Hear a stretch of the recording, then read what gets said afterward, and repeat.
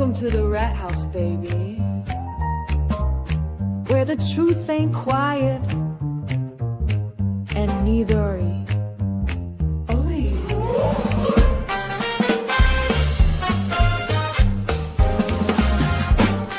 Where the CHATRATS crew slide in, pull up a seat, crime talk, cold facts, and a jazzy backbeat. We got stories to tell, got some justice to serve, so pour up that coffee or something with a swerve.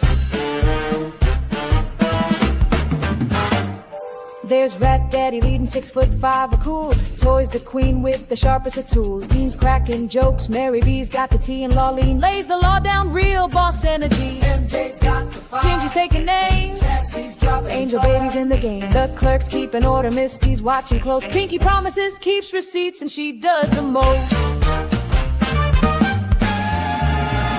We're the CHATRATS, baby, worldwide and bold. Stories unfold while the crime scene gets cold. Puff, puff, pass, and the truth gets exposed. At the rat house, baby, that's how it goes.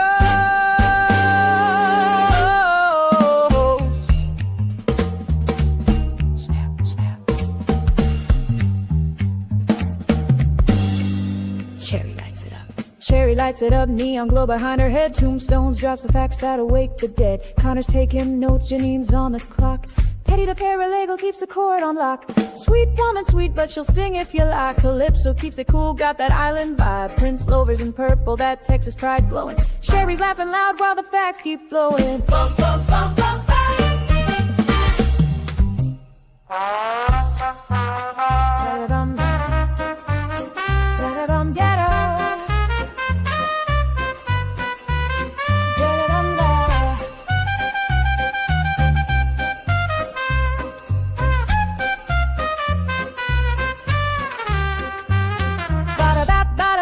OG coming through, crazy-eyed cheese, oh you better believe. Robo-rat clicks, sparks, gears in his head, breaking the code till the lies drop dead. Jump, feel the confidence, jump. We're the CHATRATS, baby, worldwide and bold. Stories unfold while the crime scene gets cold. Puff, puff, pass, and the truth gets exposed. At the rat house, baby, that's how it goes.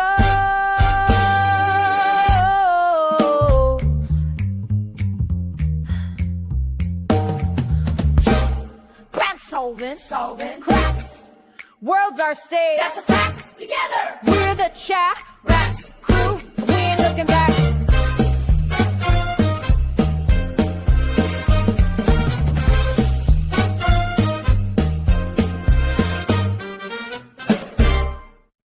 Bam.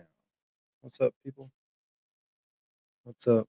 I am Danny Thomas, and this is another episode of a Rat House Media.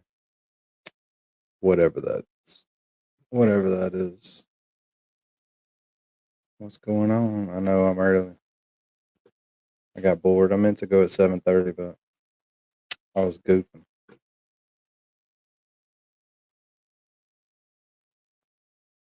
But yeah, everybody will be here shortly. Misty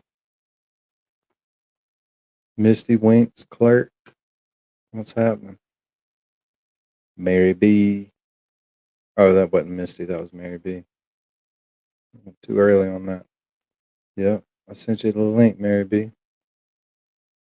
But we got a bunch of Turtleboy videos and shorts and news reports from like a year ago. So we got a bunch of stuff to watch. Diane G. What's up, MJ? Can't play last yet, MJ. Not time. There will be time though. MJ, what you doing? Better get that link.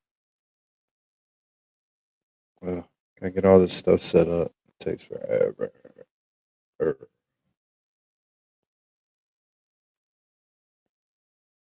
Come on.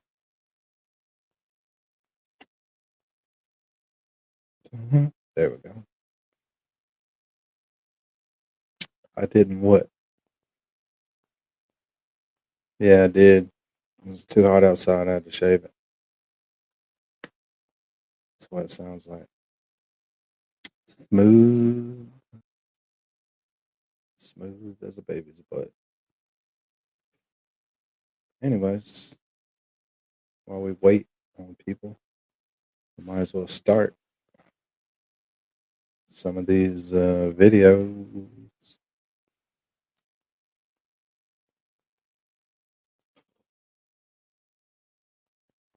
But I'm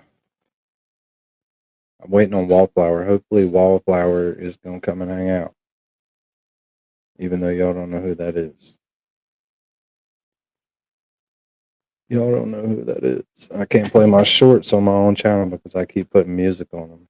I'm gonna play every Metallica song 30 times. But when we wake up tomorrow, I will have surpassed 30,000 views on this channel. 30,000 views. Yep, she was in there with us. She is one of the 4 original chat rats. She is an OG chat rat. Uh-oh, my wife's here. Uh-oh. Look out now. Look out. Angel's not here, so I need somebody to Clark put that Turtleboy Defense Fund up in the chat so I can pin it. So I can pin it. Mary B, I sent it to you. Oh, I didn't hit send. There you go. Diane G, let me tell you something about hot. Today, the heat index was 113. And see, like I explained to these other people, when you're working on windows, and mostly glass doors and stuff like that, it's all low E, and now they have what they call a neat coating on the inside of the glass. When the glass gets hot, it releases a vapor in between the sheet on the inside and the glass, and it makes water sheet off of your glass. It won't let it sit on there. It's cool. And yes, they are very fucking expensive. But it all directs heat right back in your face when you're trying to set windows. Plus, it's usually driveways and shit, concrete. Oh my god, it's fucking hot. It's fucking hot. But gotta do what you gotta do. This is a little Grant Smith Ellis Turtleboy confrontations. That's what I typed in. Turtleboy confrontations. So we got a bunch of Turtleboy little cool confrontations to watch. Oh, this is Grant's auntie. Rubicon. Yes. Cheryl with an S. What's up? Cool. Rubicon's here. And Cheryl with an S. Aiden, did Karen cut you off because you told Lindsay about Josh Levy? Grant, I love what you did with your hair today. I just want to look at his hair. Hey, do you mind backing up a little bit? Look at the hair. Look at the Why didn't you bring her? Why didn't you bring her? I got a tap back there. Why didn't you bring her today? No, it's my initials. Why? Grant, is that your auntie girlfriend over there, Grant? No, that's my auntie. It's not funny to joke about your auntie. What's up, MJ? What up? What up? Oh, you on the microphone today? Yeah. Nice. What's Dakota gonna do with his little games? It's not his mic, it's mine, but I Oh. hate this headset, Right. but the mic on it is good. Oh, it is good. He is playing video games, but guess what he's not using? His microphone. Yup, it's just sitting there. Ooh. Nobody's using it. Mary B. What's up? I'm trying these headphones again. Been wearing the headphones. I'm gonna tell you, you can hear way more stuff. Yeah, so much better. I can't hear myself. But then you need to turn yourself up in the headphones. How do you do that? Where do you have the headphones plugged into? The computer. All right. Well, in the computer somewhere, there's going to be sound controls that go with that headset. They probably downloaded it when you plug the headset in.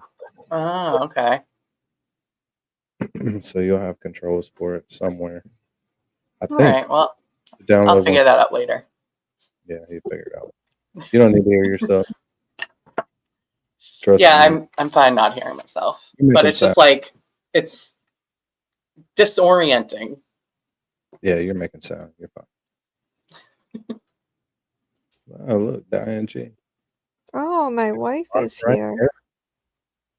Sorry, MJ. What'd you Oh, say? thank you for the information. Let's see what we got here. Dude, have y'all realized lately how many fucking chat rats are in these damn chats? No. Why do we not have 7,000 subscribers there everywhere? Seriously, are people just like not picking up on it, or? Nah, I think they are. They just don't like them. You can come and watch one of these videos without subscribing, and that's not good. Not good. I'm gonna try to set it where you have to be subscribed to watch any of the videos. That's right. It's So messed up. sub first, and then you can just leave. You know what I mean? Like normal, a normal person, like MJ does once a week. I see somebody unsubscribing every week. I think it's MJ. It's not, but that's not a bad idea to troll you. Yeah, right. Just to Now piss we you know off. it pisses you off, so you're all done. There's no doubt it's MJ. He's gonna come on, he's gonna have no subscribers one day, and then all of a sudden we're gonna be back. That would be awesome. That sounds fun. That Yeah, I does could sound handle fun. that shit. We're only, but look at this though. Hold on, let me show you something.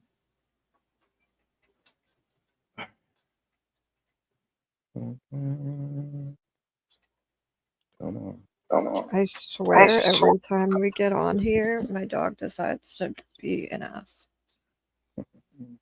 They know. Check it out. Somehow we got to 140. Ooh, Ooh. that's a nice even number. I mean, that's 40 in like a week, less than a week. But the shorts are doing good too. I wish Yeah, it would Goes. update. That was before the ones I posted today. So tomorrow or whenever that loads, it'll be over 30,000 views. Nice. People love building shit. That's pretty good. Everybody said I would never do that. They said, "You'll never make it to 30,000 views, fucker." I was like, "I will." Who said that? I'll kick their ass. Somebody said it. I heard it. I think it was Clark. It was like a whole group of them. Yeah, I That think was it probably Clark. Dean. It's definitely Dean after Clark brought it up. I've been trying to get Dean. I don't know where he's at. I guess I'm gonna have to ask Tombstones. Where is he? Yeah, I hope he's okay. Well, we can just message Tombstones and see. I texted him earlier and yelled at him, so Did he respond? yeah, he said, "Hey." All I right. Well, texted him and I said, "Hello," in all caps. signs of life at least. Right. He has not responded. He must be sleeping or something. Maybe he's doing colonial sleeping. Yeah, Oh, Maybe. you're not special. You don't have his cell phone number, do you? I don't want it. I've never asked for it. I'm not going to. To be fair, I only got it because we had no Discord service in New Hampshire. It was terrible. That's So he had no choice but to give me his number. Fiona says hi. tricked him into it, huh? Kitty, kitty. Smith Ellis. Oh, I know it's not. Did you really beat her, Grant? Did you touch her? Should we start a GoFundMe for her? Is she a victim of you, Grant? Is she a victim of you? Auntie! Auntie, what did he do to you? What did he do to you? Did he lay it? Do you want to GoFundMe? Do you want to GoFundMe? What did you do to her, Grant? What did you do to her? What are you doing? Did you like that, AK? What did you do, Grant? What did you do? What did you do to Auntie? Leave Auntie alone. Stoner Muppet. 24 hours. Leave Auntie alone. There he is. Hey, Prince Lover. 8K and any comment what you did. Wow, to Auntie. you're not scared of me this time. Auntie, Who's what did he do to you, Auntie? What did he do? Listen, you. South. What are you, a State Street VP or something? Yes. Grant, do you still need money for food? Right now? Yes. No, my aunt got me a sandwich. Oh, your aunt got her a sandwich. That's great. What if she's a domestic violence victim? Do you think that's funny? She is, because you touched her. Why did you do that to her, Grant? Sources are telling me. Developing story. Any comment? Any comment on that? FBI sources are telling me that you did this, Grant. Is this true? Is this true? Is this true? Is that true? FBI sources. FBI sources. Developing. Shocking news. Shocking news. Shocking news. We're shocking. Any questions, Grant? Grant, why aren't you answering any questions? I want to know where Leah Grant, Pereira is. where did you get that jacket from, Every Grant? time I Where say did you the get name, that? he yells louder. Did you get that as a gift, Grant? Who's Leah Did you get that Pereira? as a gift, Grant? She's an FBI agent. Did you get that as a gift? Are you working for the FBI, Grant? Did the FBI give you that jacket, Grant? Did they give you that jacket, Grant? Oh my god. Oh I can God! watch it all. We may have to watch some of these twice. I think it's a stoner Muppet or something on his phone. Stoner Muppet. Oh, Yeah, I'm stoner. about.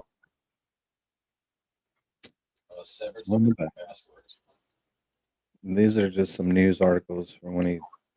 The blogger known as Turtleboy ordered to spend up to 90 days in jail.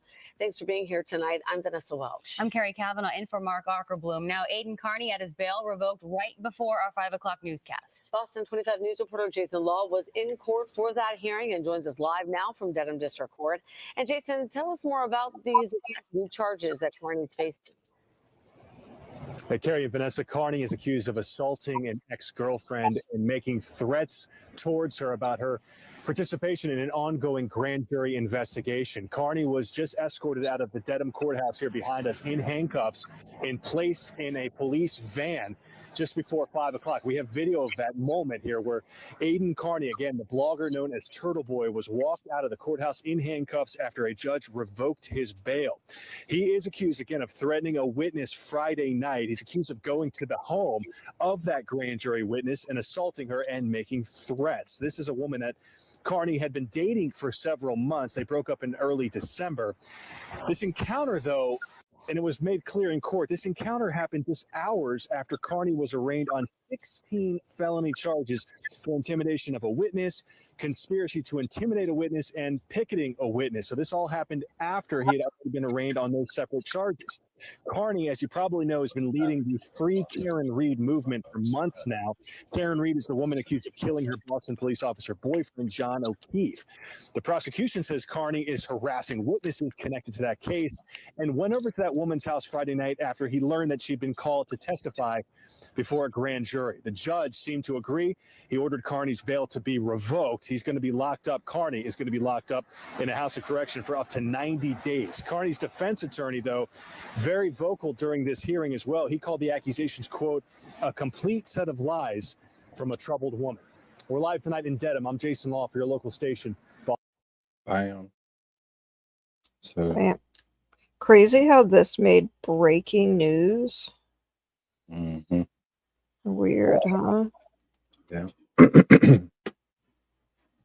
Bunch of them that are kind of similar, but just different news stations. Today, virtually, Aiden Carney faces witness intimidation and other charges for his aggressive activism in the Karen Reed murder case. Investigative reporter Ted Daniel was at the hearing, and Ted, this one was about Carney's jail phone calls. Yes, we've been reporting a special prosecutor hired by the Norfolk DA's office indicted Carney in December.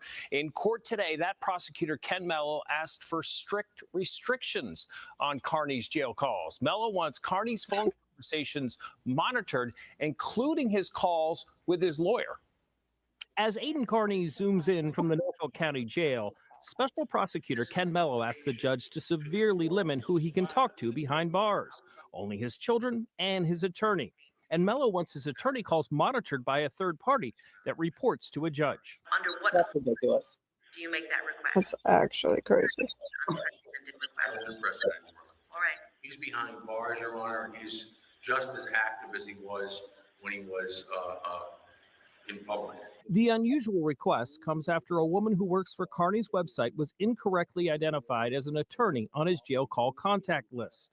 Mello wants Carney's lawyer Tim Boyle fined $10,000 for that. It was an absolute. Yay, Misty's here. What's up, Misty? Yay! Awesome. You know what that sound is, Mary B? It's you grinding up some weed. Oh, man. Your Honor, I clearly stated that this one's a paralegal, this one's an attorney, and I was just mistaken about that she was an attorney. I thought she was an attorney. An assistant deputy superintendent from the Norfolk County Jail was called to explain what calls are listened to.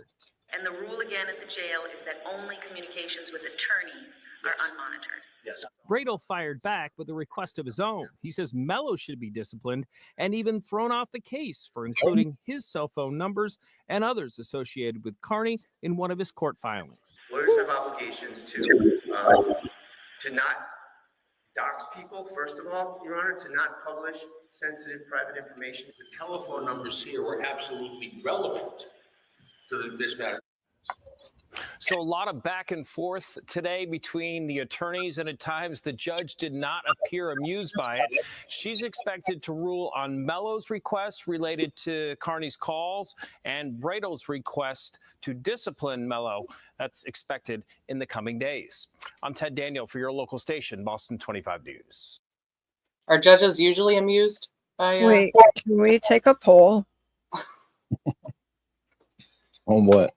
Who here thinks Mello is actually dying? He definitely could be. I know. I'm like, it's a toss-up. He Like, probably is. That would be a coin flip for me. I mean, we're all dying. Like, how fast is the question? Yeah, It's just- exactly. ironic to me, he shows up on a court Zoom with like a breathing machine, and it's like, you know, when the defendant shows up with like the walker and an oxygen tank.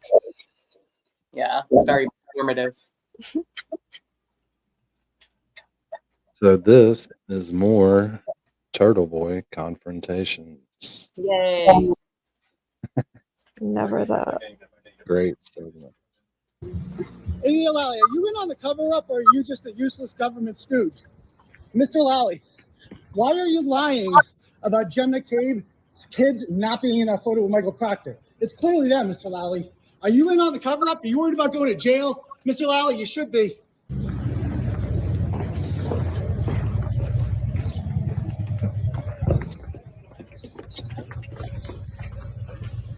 Jen, why did you Google how long did I in cold at 2:27 in the morning, Jen? Any comment on that? Any comment on that? Thank you, sir. I see you guys wearing Justice for JJ shirts. Oh, there she is. Center of attention. Just a normal mom. Yeah. Soccer mom. Doing normal soccer mom things. Telling each other about the ice cream truck. Mm-hmm.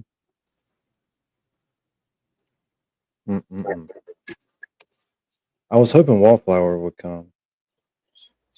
I don't want to say her real name.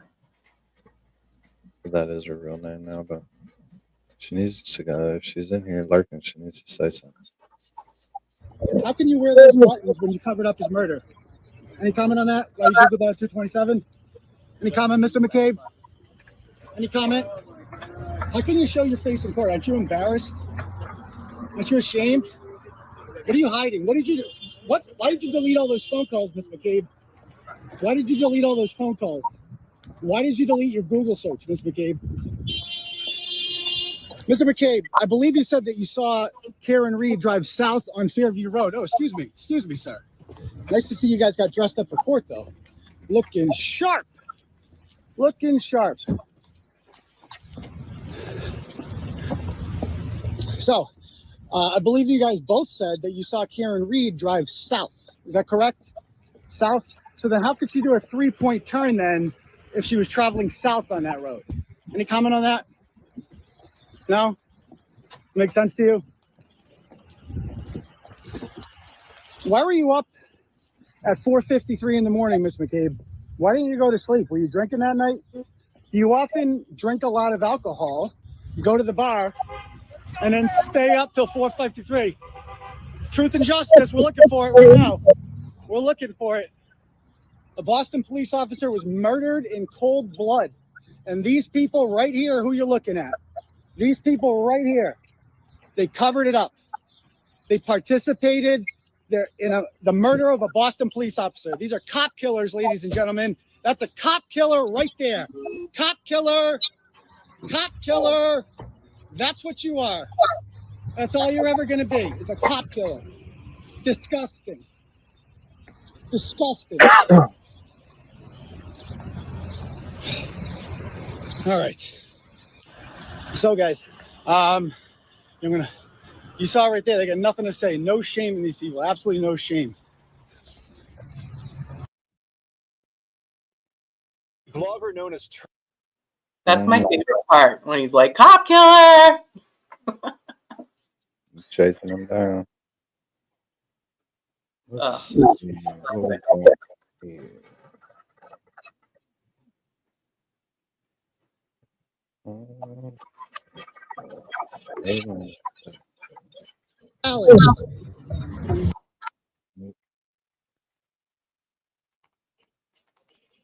Yeah, Misty, it's pretty sad. What is? Oh my god. Witness intimidation rules. Yeah. This is Yuri Bukake.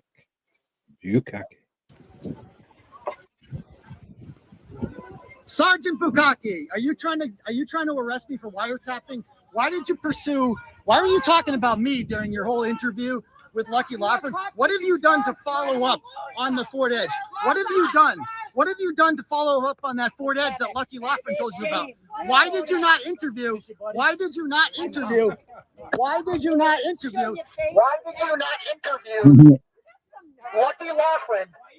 Why did you not interview Lucky Laughlin, sir, until August 10th? After, are you ashamed, sir? I mean, is this why you went to the academy, to cover for punks like Michael Proctor?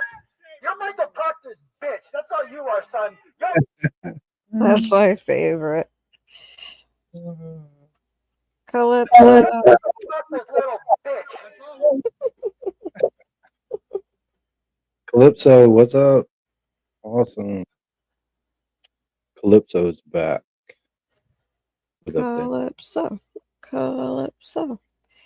You're a fucking pig. You're a disgrace. You're a fucking disgrace. And these two guys here, they know it. They're looking at you right now like this guy's a fucking joke. I can't believe I've been in the same uniform as this clown, as this corrupt pig. Look at you. Look at you. You freaking pig. You disgust me. You disgust me. You loser. You loser. You freaking loser. Bukake loser. Bukake loser. He thinks he's so cool steering the steering wheel with his middle finger. Oh my god.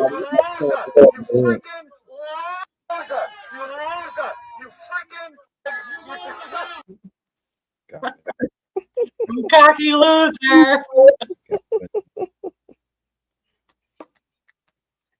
Hell yeah, Calypso. This is definitely the best YouTube channel on YouTube. There's no doubt. There may be a slight amount of doubt, but it's not measurable. You disgust me. You loser. You loser. You freaking loser. Bukake loser. Bukake loser. Is that Microbots right there?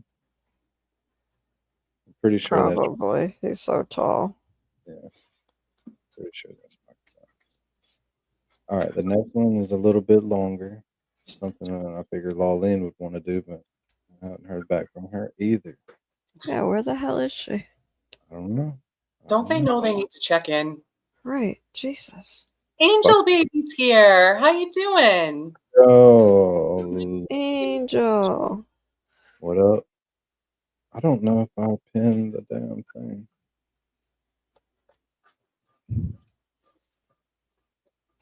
Am I the only one you successfully sent the link to? No. Angel posted the link so I can pin it. I forgot. You're slacking today, dog. Probably did it earlier, but I got high and I fucking forgot. Then I got high.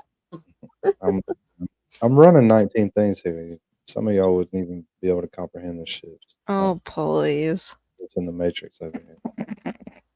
When I hit this button, it starts going in like 6 places. It's pretty cool. Boy, Aiden Carney is being charged. But I figured that Lawlene would like this one. And so would Janine, but they're not here yet. Janine's probably washing off her botanicals. Doing the botanicals. Yes, exactly, Angel. He started early. I mean, Yeah, I I started way early. I was going to start at 7:30, but I thought Glare was going to go longer. I wanted to hang out in there. I didn't want to go live at the same time. And then I was just sitting there. And he's like, "Well, I'm about to wrap this up." I was like, "God, no!" I wanted to be live for like 10 minutes before they go. You know what I mean? Yeah.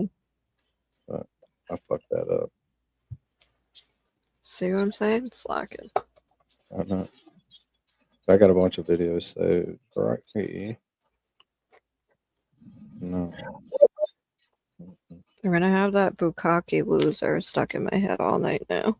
Hey, Sassy. Sassafras. What's up?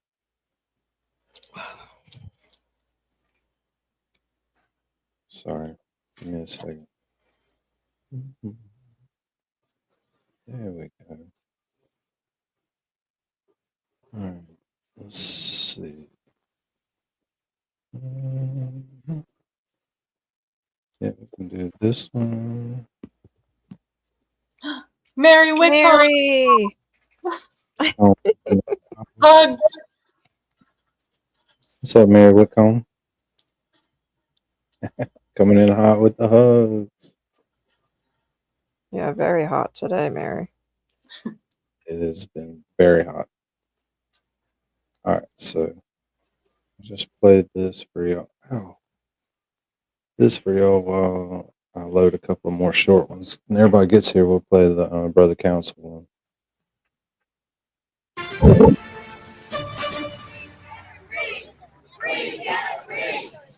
All right, folks, here's something you rarely see. A group gathered outside of a courthouse in support of an accused cop killer. Karen Reed is her name, and this is Dedham, Massachusetts. The victim in the case is named John O'Keefe. He was a Boston police officer, 46 years old, 16-year vet of the Boston PD. Was taking care of his niece and his nephew after the sudden death of his sister and brother-in-law. So he was basically acting as a father. Here's the house where he was found. Take a look. January 29th, 2022. Brian Albert was a fellow officer. It was his house. John O'Keefe went there after a night of drinking. It was a cold night. Once he got there, it started snowing. It was a blizzard. He was supposed to go inside for an after party, and the state says he never got inside. That's because Karen Reed, his girlfriend, there she is, has been charged with his murder. They say that she purposely struck him with her car and then left him to die outside in the cold. But she's claiming she's innocent, and she's saying it was someone in the house that did it at this police after-hours party, and that police are covering the whole thing up. Now, I showed you the protest out front. The man who's leading that protest is this man. He goes by the name Turtleboy. He was on this program. He has a very popular blog that discusses the case very often.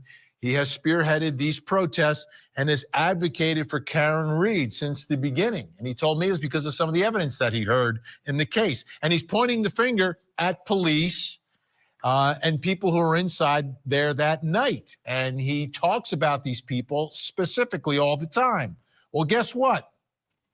Turtleboy now was arrested last Wednesday, charged with 8 felony counts of intimidating a witness, juror, court official, or police officer, and 1 count of conspiracy.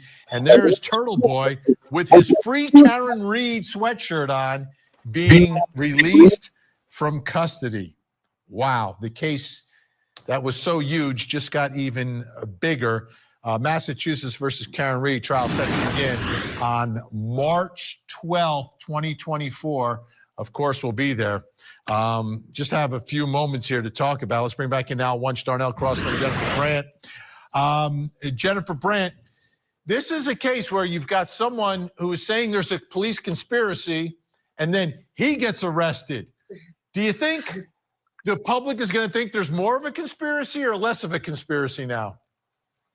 Absolutely, Vinny. I mean, it is ironic, isn't it? Because he's talking about how the police covered this up and then he ends up arrested. I think it just helps his cause.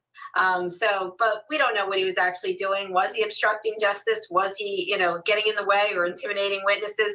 We don't know all the facts, but certainly he's passionate about this case. And it's amazing that someone would be so dedicated when he's really not, doesn't seem to have any vested interest in it. No, he's not related to anyone. I mean, he has a very popular,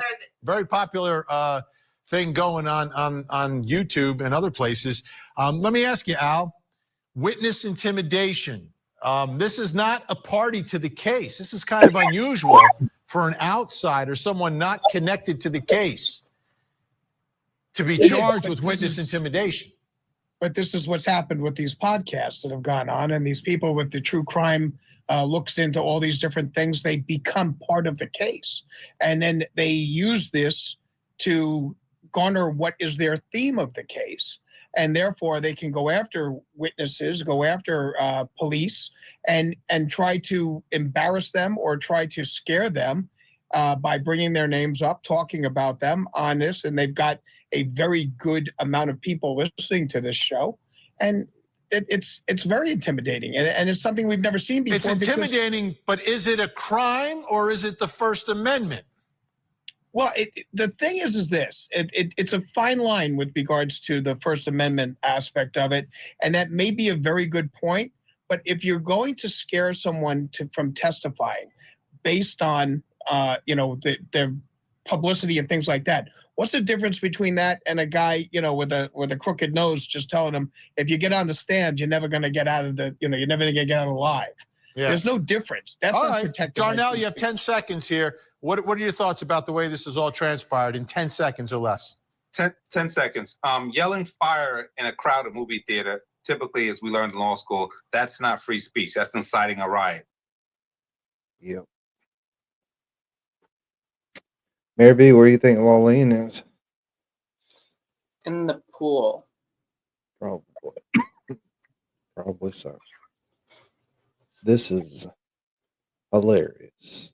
This is award-winning reporter Aiden Carney calling you from Turtleboy Daily News. I wanted to ask you about a couple phone calls that you were making on the morning of January 29th, 2022. I want to know why you Googled at 2:27 in the morning, how long to die in snow. What were you thinking around that time? Did that just come to your mind? Was that just on your mind all day and you decided to search for it? Also want to know why you erased that Google search. Also would like to know why you then erased all of your calls, including your calls to your sister Coco at 6:07 and 6:08, both of which were answered. And I was wondering what you guys discussed. Perhaps you discussed the fact that there was a dead body outside of their house, and I'm wondering why they didn't then come out. Were they just tired? Do dead bodies often come around there? Or what's the deal with you and Brian? You seem a lot more interested in protecting him than your sister Coco. What does she think of all that? A little bit strange. Are you confident that you're going to get away with this? Are you nervous? Give me a call. Bye. Today's testimony. Remember when he could do that? That was so much fun to watch. He can't do that shit no more. I know. I can't wait for all this shit to be dropped so he can be back to his normal shenanigans. Yeah, because calling people is awesome. It's so funny.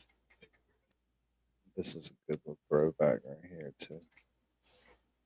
Oh my god, this dog's gonna start again. On the bumper, do not match the cup. That change your opinion? Objection. About that part? Can you answer that question? I cannot. You can't answer the question.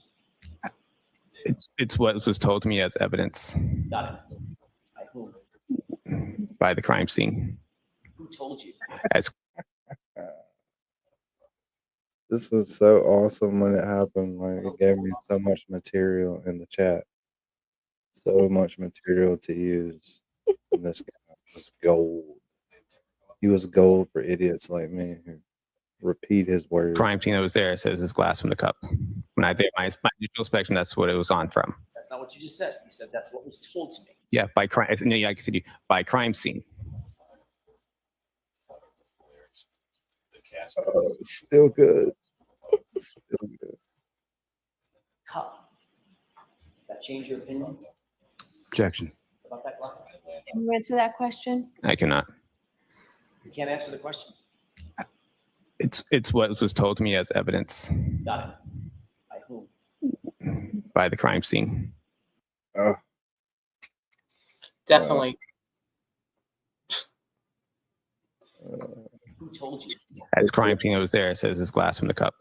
When I did my initial inspection, that's what it was on from. That's not what you just said. You said that's what was told to me. Yeah, by crime. No, yeah, I said by crime scene.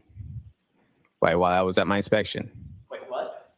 It was told to me by the crime scene when I was at my inspection, at the initial inspection. What the fuck? Why can't he say words? Like, what is wrong? Remember when I used to type this in the chats all the Wait, time? rewatch the video and slow mo it.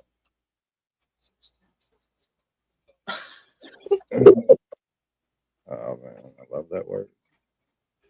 That's what was told to me. Did the crime scene talk to you? Yes, it's crime scene that was there says his glass from the cup. When I did my initial inspection, that's what it was on from. That's not what you just said. You said that's what was told to me. Yeah, by crime. No, yeah, I said by crime scene. While I was at my inspection. MJ, crime scene, by crime scene told me. Well, crime scenes talk to me a lot, but Like, on inspection, my crime scene that's told black crime scene. Like, it's not just crime scene, it's the crime scene, right? right, he can't even form a fucking sentence. he can't say inspection. He keeps saying inspection. He can't definitively tell you anything. It was told to me by the crime scene when I was at my inspection, at the initial inspection. So what you meant by the crime scene. As crime scene that was there says his glass from the cup. When I did my initial inspection, that's what it was on from. That's not what you just said. You said that's what was told to you. Yeah, by crime. Yeah, I said by crime scene. Jesus Christ. While I was at my inspection. Wait, what? It was told to me by the crime scene when I was at my inspection, at the initial inspection. So what you meant by that's what was told to me is the crime scene talk to you. Yes. Yes. Crime scene talk to me. Gotta do it again. By whom? That was perfect. By whom? By the crime scene. Who told you? As crime scene that was there says his glass from the cup. When I did my initial inspection, that's what it was on from. That's not what you just said. You said that's what was told to me. Yeah, by crime. Yeah, by crime scene.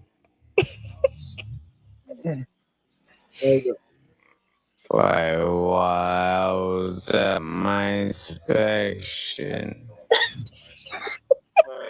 What? It was told to me by the crime scene when I was at my inspection. See, he says spection. Yeah. Initial inspection. So what you meant by that's what was told to me. Oh my God. God. We got to recuperate. Is the crime scene talk to you? Yes. Crime scene say anything else? Waiting for my ride. Oh, good. Classic Jackson. If I was in the courtroom, I would have busted out laughing. Bev would have kicked my ass out so fast. Yeah. So if All right, let me see.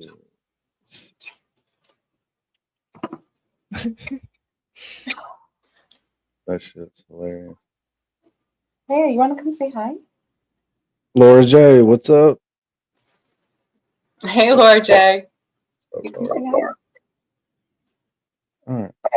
This is a little. Certainly is proof to the defense theory of this case, and the line of questioning furthers the third-party culprit defense that they are already putting on in this case. Karen Reed's lawyers have been aggressively cross-examining prosecution witness Colin Albert, the nephew of the owner of the Canton property where John O'Keefe was found in January of 2022. Albert is seen in a photo which was taken less than a month after the incident in Canton when O'Keefe died. His knuckles on his right hand are bruised. Now, the defense is trying to convince the jury that John O'Keefe was beaten and that Colin Albert had been in a fight. Take a listen as Colin Albert explains to defense attorney Alan Jackson how he got the bruises on his knuckles.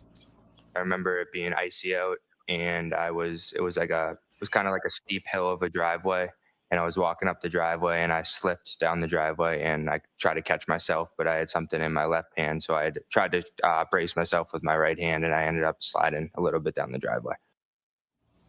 Like what? Now, yes. What?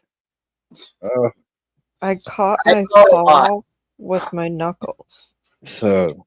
I fall a lot. Never have I tried to. Right. You went knuckle down. It was And I ended knuckle up deep. sliding a little bit down the driveway. Catch myself, but I had something in my left hand, so I had tried to brace myself with my right hand, and I ended up sliding a little bit down the driveway. Left hand, so I had tried to brace myself with my right hand, and I ended up sliding a little bit down the driveway. Now, yesterday was on his knuckles. I remember it being icy out, and it was kind of like a steep hill of a driveway, and I was walking up the driveway and I slipped down the driveway and I tried to catch myself, but I had something in my left hand, so I had tried to brace myself with my right hand, and I ended up sliding a little bit down the driveway. Like as he's saying this lie, Now, he yesterday, knows Colin it's Albert bullshit. testified that he was. Yep.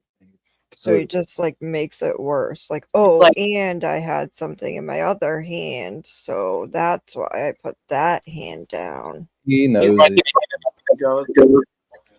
You know what? You ought to be on like at least an Apple Watch when you're on the stand, so we can see your heart rate. Oh my god, that would be great. Questions. You know what I mean? Like, why is your heart rate 112? Why are you freaking out right now, dude? Yeah. Exactly. Why can't we do that? Rubicon. Why can we not do that? I mean, it might not be admissible, but it'll Put definitely it in be. the seat. When they sit down, their butt cheeks can take their heart rate. Yeah, I like that. Do you have a pulse in your butt You cheeks? up behind them like 85, and then I mean, when I it think, goes, I'm 110. We're like, you're fucking lying. I think some Yeah. people have an advantage a butt cheek tester. Yeah, but it'll be like just built in the chair. I know, but like, what if you're like you got too much fat there, so that the beat It'll still doesn't. get it. It'll still get it. Butt cheeks are super reliable for heart rate. Oh, okay. Super reliable. Yeah, if you got something. If you don't have butt cheeks, that's probably the problem. I don't think bone does very well. Like Yeah, conducting true. electricity, you know what I mean? So then I'd be at a disadvantage. No, you'll be fine. Just sit in the chair. Something in my left hand, so I had tried to brace myself with my right hand, and I ended up sliding a little bit down the driveway. Now, yesterday, Colin Albert testified that he was at the house on the night in question, but never saw John O'Keefe. Also, on cross-examination this morning, Colin Albert told the jury that he has known the lead state police investigator in this case, Trooper Michael Proctor, since he was a child.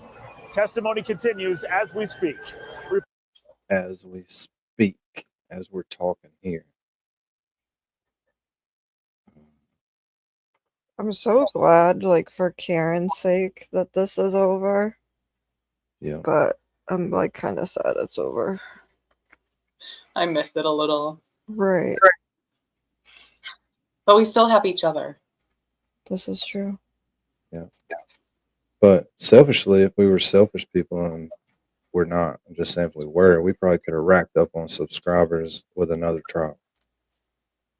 Yeah, but this is too good. Yeah, But we still look got how much materials out there just from the other two. The one before last Turtleboy show we did, that video got more views than any live on either channel. Really? Yeah, Wow. it was the winner out of both channels. Winner, winner, chicken dinner. When we did the other day, it just broke 500 views. So Oh, shit. super good. Like really well. People are Replay crew. somebody's watching it. I feel sorry for those people. Replay crew. Don't forget to put We could get them back to that because that's what we were doing on every video between those two numbers, 5 and 7, on the last channel, every live. Mm. Very smart. Then I didn't know to do the shorts and labeling the episodes better. Yeah, you're learning. Way better at tagging the videos, which reminds me I forgot to tag the fucking video. That's why 1,000 people aren't here. I forgot to tag. Remained largely silent throughout this Hashtag entire 2-month trial Turtleboy because come they back. say they didn't want to interfere. What? I said hashtag Turtleboy come back from vacation. Yeah, what Hashtag we miss you, daddy. day is he coming back? Saturday? Yeah, I have a countdown on my phone. Janine. Oh, shoot. Hey, Janine. Trouble has entered the building. Yes. And she doesn't realize she's muted. Put the disclaimer up. Then we'll Disclaimer. Oh my god. Let's go. There will be cuss words from here out. There will be. There better be. Yeah, for real. Cover. Yeah. Don't. So what's going on? What are we watching? Just watching a bunch of Turtleboy crap. Turtleboy. Hey, baby. Hey, brother. Hey, chat. Have you guys talked about the shooting at all? No. No. I just had to check in with the whole thing. You know, like I'm thinking Glera was covering it, and I got so fucking mad at the chat because they're like, "Well, why are you checking it?" Like, anybody who lives in the tri-state area, anybody, New York, New Jersey. What happened? And she's gone. I don't know. Someone got her. Could y'all hear her twice? Yeah. No. Now I'm hearing myself twice.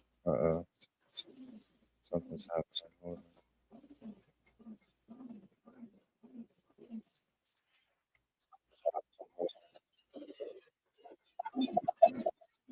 Stop that.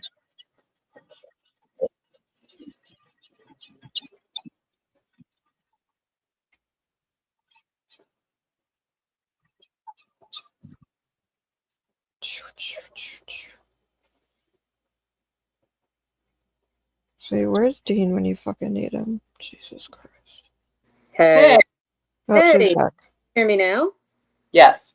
Oh, Yeah. sorry. I was talking to you. No, what I was saying was anyone you guys are in Mass, and then Danny, you're in the South, but anyone who is in New York, New Jersey, or Connecticut, known as the tri-state area, anyone could be in that area at any time of the day, because that's where the Penn Station and Grand Central Station are. Millions of people come through.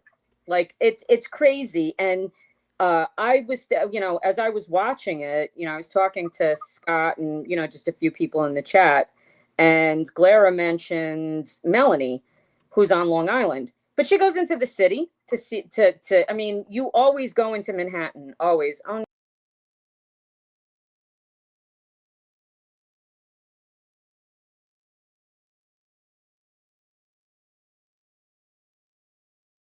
muted, I think. Hello. Hello. Oh, hello. Everything twice. Is that better? Can you hear me? What? I hear you. Yeah, I hear you now. Anyway, so, you know, you don't realize Hold on, all the, hold on a second. It's looping again. the what? The what? What did you mean? Hold on. I don't know what it's. There's a glitch in the matrix. Uh-oh. Let me check in with the chat. That is weird. Danny's hearing voices. Mm-hmm. It's a paranoia. Not our fault. Nope. Danny's hearing voices. Uh-oh. Oh, I just heard myself again. That was on my phone. Because because I'm not adept enough to do the chat from my iPad. So I have my iPad for the stream, and then I have the phone to chat. So, you know, Yeah, I do the same. because I'm cool like that. Uh-oh, where did Danny go? It's This just us. Is Why? Mercury in retrograde? I think it is. Really? Yeah. All right. So our show Let me next. ask. I'm gonna ask Glitchy. Is Mercury? I really like not having Danny here. Oh gosh. Oh, he's back. Did you get that? One of the 27 pages I had up was playing. Oh, it's not Oh. Mercury retrograde. Just so I can correct myself. What is in retrograde right East. now? What did we just have come into retrograde? What is in retrograde? All right. Now we can get back to this. Saturn, Right. Neptune. Oh, Pluto. okay. What does that do? What kind of havoc does that cause? Some crazy havoc, apparently. There's been some crazy shit going on. Mm. All right. Oh, everybody's okay. Just chat. Thank you. I checked in with my friends and my family.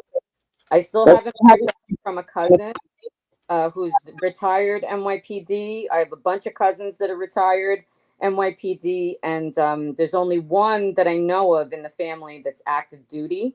But yeah, so just hoping that he's okay and that everyone's okay. But there was an officer killed. That's what Scott was saying. Scott the mod, kindergarten cop. Yep. Yeah, so that's horrible. Call him Scott 1. Yeah, that's horrible. R.I.P. Jesus. I mean, so I guess we'll be finding out more. But you know, it's interesting. I checked in with one of my friends from here, and she's supposed to go into the city Mondays and Tuesdays. And I'm like, are you home? You know, are you there? And she said, yeah, I just got home. Oh my God. Like, she didn't even know. I guess she was on the train at the time. And the weird thing is, she was supposed to go into the towers on 9/11. She's supposed to be there for a meeting.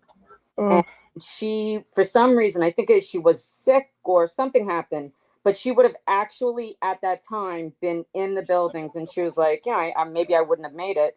And she was one of the lucky ones, but it was just, it reminded me of that. Not that it's the same thing, but I'm sure everybody is afraid. So I checked in with my brother.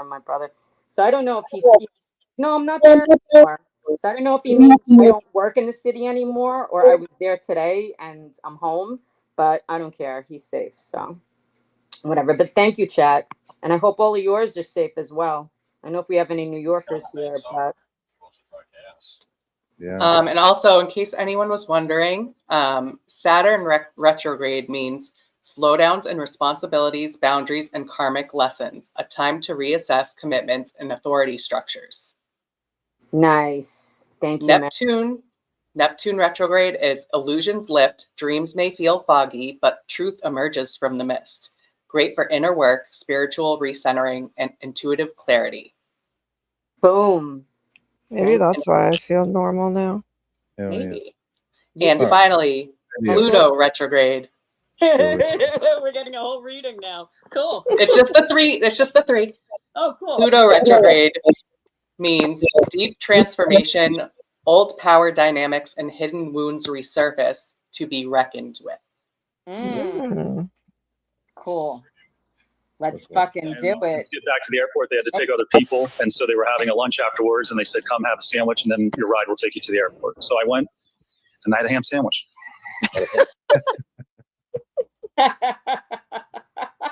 See how quick So I Danny went, over to and I had this. a ham sandwich. Did you That's your testify favorite at some ham point that sandwich. after you Flip had it, flip something to it. eat, you just stood in the corner? I did. I just sat at a table, ate, and then went over and literally stood in the corner waiting for my ride. When you sat at the table and eat, did you just eat your ham sandwich? Or did more go on? I ate. People were talking. I really didn't talk much at all. Did you listen? Certainly, I'm sure I did. So. I assume if something funny was said, I probably laughed. Did you talk about the testimony? At this point, I don't even remember. You stayed independent? Oh, I can't. This is my first time hearing this. This is my first time hearing this. Oh my Such an God. infectious laugh. How embarrassing. Lally never did anything like this. And to get back to the airport, they had to take other people. And so they were having a lunch afterwards, and they said, "Come have a sandwich, and then your ride will take you to the airport." So I went, and I had a ham sandwich. That's so funny. I love that, man. And I had a ham sandwich. Did you testify at some Ham point sandwich. that after you had something to eat, you just stood in the corner? Ham sandwich. And I had a ham sandwich. And I had a ham sandwich. And I had a ham sandwich. Hey, does next witness have this? And I had a Have ham that testimony? sandwich. The which one? Next witness when they do all the reactions. Mm-hmm. I don't know if they have. I think they have Wrenchler. I'm pretty That sure would they be do. awesome. Pretty sure they got him. Oh, Lord. I friggin' love that channel. They're doing Yes. some good work. Yeah. Look on there and see if anything's new. Well, might watch. All right. Did you testify at some Ham point sandwich. that after you had something to eat, you just stood in the corner? I did. I just sat at a table, ate, and then went over and literally stood in the corner waiting for my ride. When you sat at the table and eat, did you just eat your ham sandwich? Or did more go on? I ate. People were talking. I really didn't talk much at all. Did you listen? Certainly, I'm sure I did. So. Did you laugh a lot? I assume if something funny was said, I probably laughed. Did you talk about the testimony? At this point, I don't even remember. Did you stay independent? Oh, I can't. This is my first time hearing this. This is my first time hearing this. Oh, Janine, we've been waiting on you to get here so we could watch this. Oh yeah. And this is from not too long ago. It's a few days ago, I think. Back out. Look up. No, Dr. Wrenchler is not on Next Witness yet. Not yet. No, Dr. Wolf is. It says 4 hours ago, but it wasn't 4 hours ago. Maybe 4 days ago. But it's not too long. Charged with a number of counts of witness intimidation. In fact, he's facing many, many years in jail if he gets convicted. So these are very serious charges. Now, one of the reasons that he's being charged is because he's told certain people, like the Alberts and the McCabe's, to tell the truth. That's literally what one of the charges of witness intimidation is based on, that he told certain people to tell the truth. So a lot of people have some issues with this, which is why I'm getting questions. How is that possible? That telling somebody to tell the truth is actually witness intimidation. That when you tell somebody, tell the truth, what you really mean to say is don't tell the truth. Or what you really mean to say is don't testify at all. How can that even be construed or misconstrued, right? So that's exactly what we're going to be breaking down today. So the place we have to start, I think the place we're going to start today anyway, is from the order, the opinion in the motion to dismiss. So there was a motion to dismiss that was filed by Turtleboy's defense team, and they allege a number of different reasons why the case would be dismissed. One of them is on First Amendment grounds, and some other them is that there was not sufficient evidence to convict him to indict him at the grand jury level. Okay, so we're not going to go through the entire motion, and we're not going to go through the entire opinion. But there's one part of the opinion that I want to focus on where the judge analyzes this specific comment of Turtleboy, where he said, "Tell the truth," and somehow the judge is saying that that could be construed as witness intimidation. Now, he does cite to a case. So he's citing to a case that, yes, somehow when you tell somebody to tell the truth, it could be construed as witness intimidation. So what do we have to do then? We have to look up the case. That's exactly what I did. I looked up the case and I read through the case. It's actually a pretty long opinion, but I'm not going to read the entire opinion for you. Don't worry about it. If you want, I'm going to let you know what the case name is so you can read the entire opinion. It's actually a very interesting case, a case filled with corruption at the highest level, embezzlement, extortion, laundering, all that good stuff, or I shouldn't say good stuff, but all that stuff.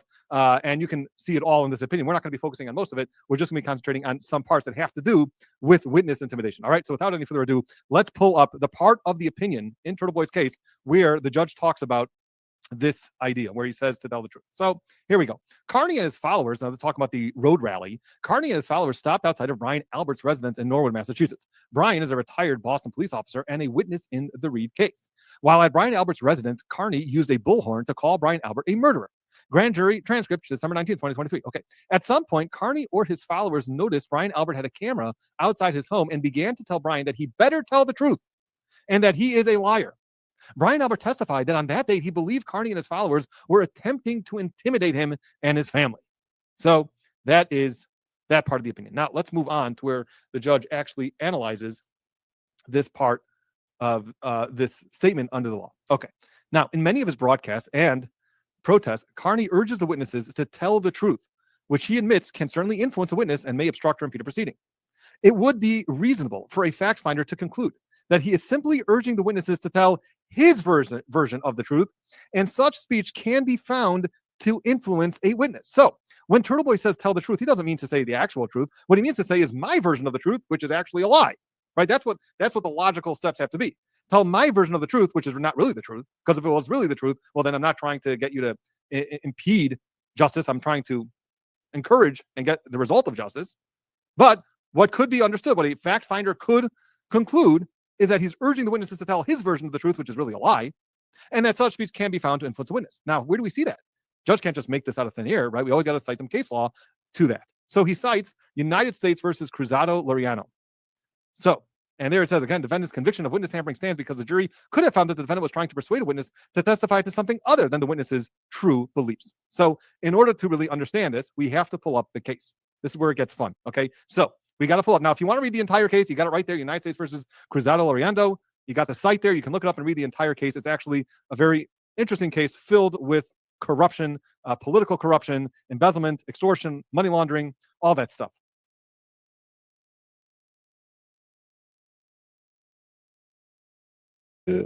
Mute it. Janine, I need to be that good at reading the documents. What's that? What you would want me to that do? good at reading the documents. Am I? Would No, you I like? said I need to be. You could be. I don't. No, I I don't. said I need to be. How about now? Can you hear me now? I can hear you now. Sweet. How about now?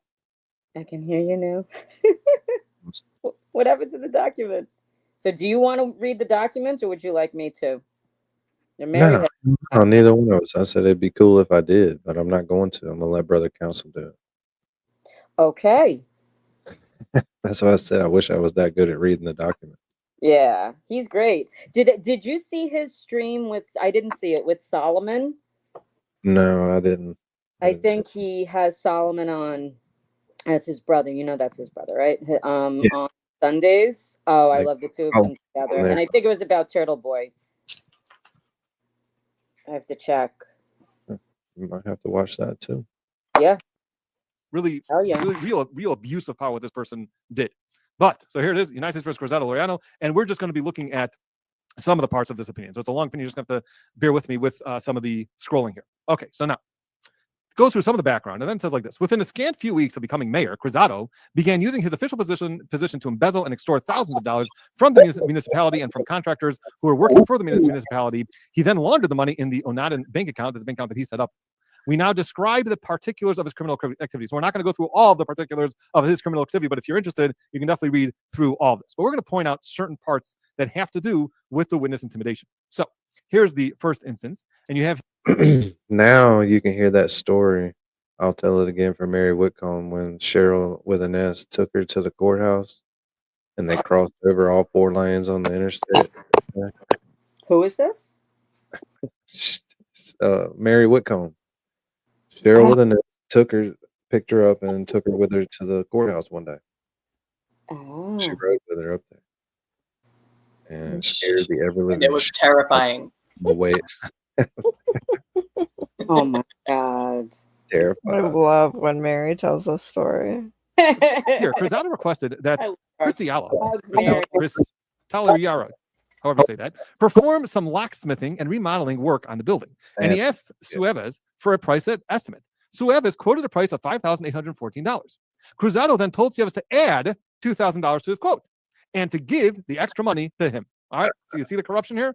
The price is going to cost him $5,814. This is the mayor, by the way. Cruzado was the mayor. So he tells the guy, look, add another $2,000. We'll pay you $7,814. And guess what you're going to do with that extra $2,000?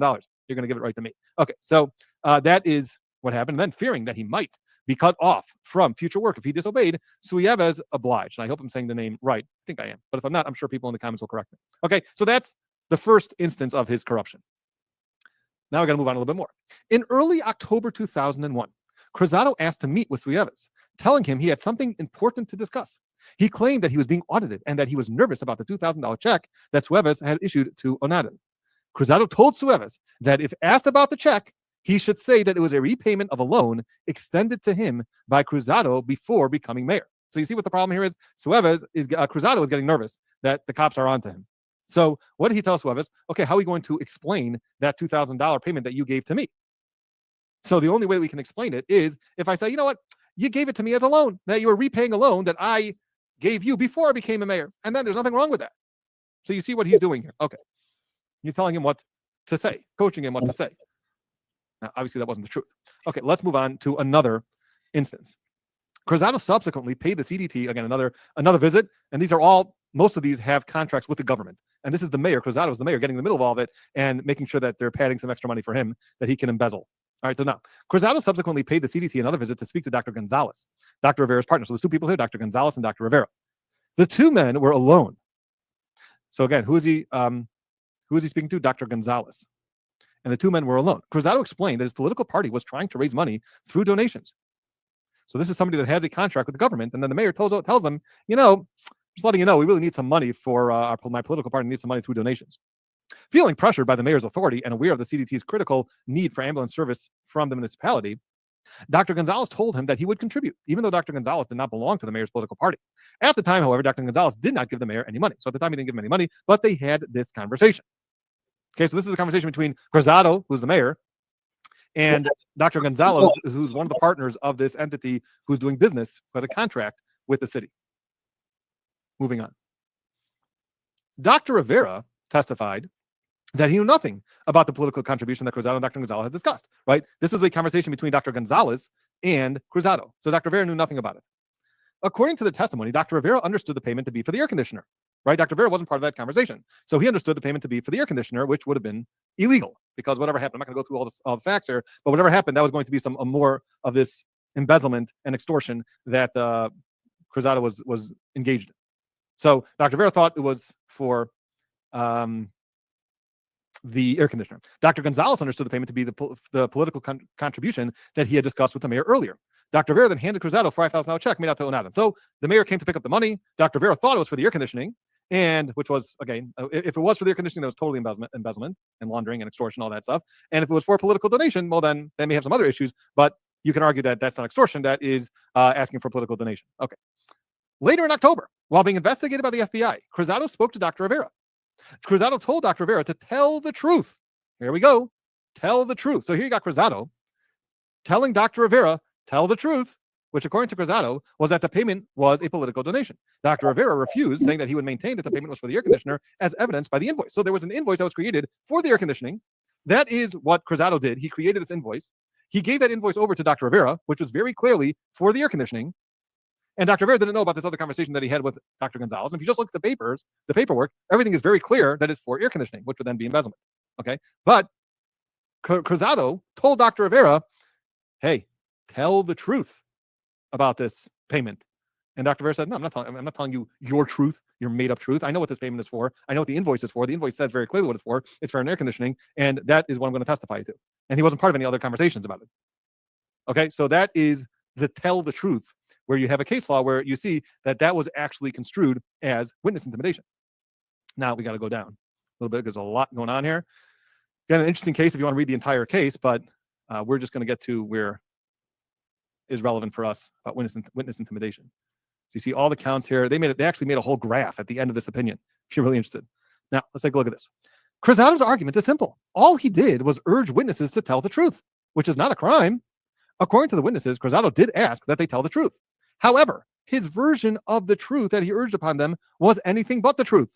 To Suevez, Cruzado described the $4,000 as repayment of a loan extended to Suevez before he became mayor. Right? We know that that was a lie. At first, Suevez maintained that story in front of the FBI. He then changed his tune, admitting that the money was skimmed from the inflated bid he submitted to Vega Alta and the double payment he received in return. As for the doctors that we just spoke about, the jury was entitled to reject Cruzado's characterization of the $5,000 payment as political contribution and instead find that the doctor's need for the mayor's good graces induced them to hand over the money. Even with respect to Dr. Rivera's testimony that he believed the money was for the air conditioner, as evidenced by the invoice he received, the jury could have found that Cruzado was trying to persuade a witness to testify to something other than his true beliefs. So here you have a situation where, look, all I'm telling, this is what Cruzado was arguing. Cruzado was saying, all I'm telling these people is to tell the truth.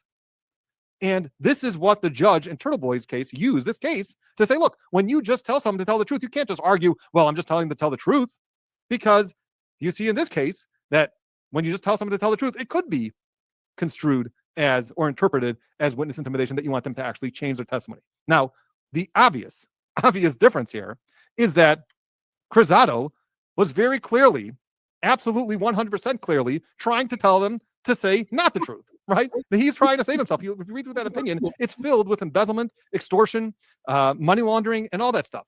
And here, it's very clear what he was doing. And now he's going to tell these people, almost like a commissioner would call in a rookie cop and tell them, do the right thing, tell the truth. That smells a lot more like witness intimidation, whereas opposed to, you have no interaction with the Alberts. You have no secrets or money laundering or anything that you're doing with the Alberts and the McCabe's in this situation. Here you have someone who's Turtleboy, who believes with all of his soul and all of his brains that Karen Reed is innocent and that there's a cover up here. That is what he believes 100%. And now he's telling people, you tell the truth. Is that trying to tell the witnesses to not say the truth? So the difference is very clear from that case and Turtleboy's case.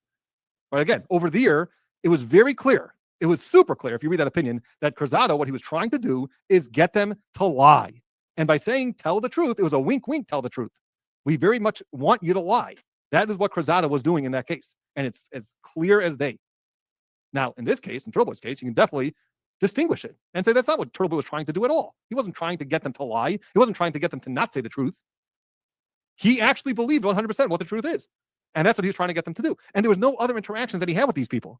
It wasn't like that he had these prior relationships and prior conversations like Cruzado had with the doctor and Cruzado had with these other Suevez, that they had a whole long-standing relationship beforehand and that they knew exactly what each other meant. They knew exactly what Cruzado wanted them to do.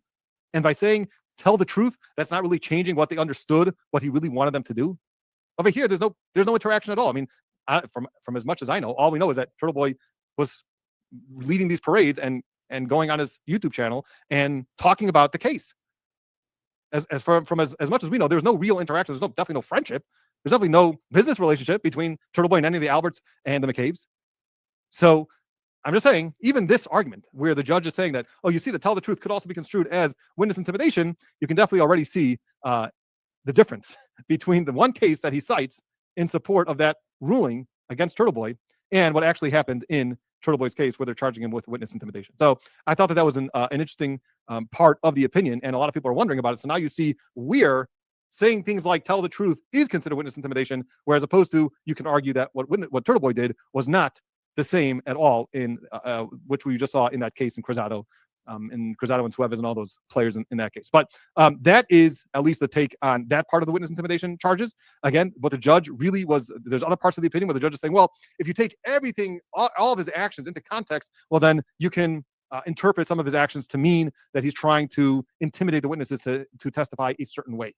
And again, as national trial lawyer Solomon Rander said, you're going to have to relitigate the Karen Reed case, because if Turtleboy is just trying to tell them to actually say the truth of what happened in this case, which was that he was not hit by a car and that there's some sort of cover-up, and you're going to have to relitigate that again, we saw already how that went in the previous trial, and that's not going to be very good for the Commonwealth in Turtleboy's case either. So that is in terms of this specific allegation of witness intimidation. So that's going to be it for today's video. And if you haven't yet, please subscribe and like, and we will see you at the next. He always does a good job. You know When'd what I you watch just all realized? this stuff, Janine? He's so good. I love him. What, MJ? What did you realize? He has perfect eyebrows. He has beautiful teeth. Yeah. He's handsome. Martin is handsome. And his brother Solomon is too. And they're brilliant. I love them together. Me too. And separate. Yeah. I wish that so wait, did he MJ wait, did anybody watch Brother Kimball do he was supposed to do a stream with Solomon about Turtleboy, but did Turtleboy go on with them? I don't know. Yeah, that would be a great addition to the Horror Tour. Yeah, it would be. With both of them, because Turtleboy has said really nice things also about Solomon. I love Solomon. He's so cool. Yeah, that would be a good one. Mm-hmm. Because they already put a pile of people in there when they're together. So you had Turtleboy, they have a nice little crowd for that. Mm-hmm. Yes. Pretty good. This is a Turtleboy breaking down the 911 call. So should be pretty good. This is from a year ago. I tried to find a bunch of stuff from a year ago. Okay. So we could see what we were doing back then, what we were watching. Because if he did it, we were watching it, you know what I mean? Oh, yeah. No doubt about it. No doubt. For So real. the other night we listened to the Jen McCabe 911 call, but unfortunately it got interrupted because some guy in England sent pizzas to my house, and that kind of scared the crap out of us. But we figured it all out, and we kind of wanted to redo because the whole thing got interrupted, and it was kind of a really important thing. So what we're going to do right now is a crash course review of the entire 911 call. Again, on the night of, or on the morning of January 29th, 2022, 3 women. Kerry Roberts was driving, Jennifer McCabe was sitting shotgun, and Karen Reed was in the back seat. Went out looking for John O'Keefe because he was missing. He did not come home back to One Meadows Ave that night, so they went out looking for him because Karen Reed was worried. Little did she know she was about to find something grisly in the same spot where she dropped him off, or the same house that she dropped him off, at least, 34 Fairview Road. So they pull up to the house. Karen is the only one that sees John's body, a 6'2", 217-pound body, just 10 feet from the curb. Somehow she's the only one that sees it, illuminated by the snow. And she gets out. Kerry Roberts gets out of the car.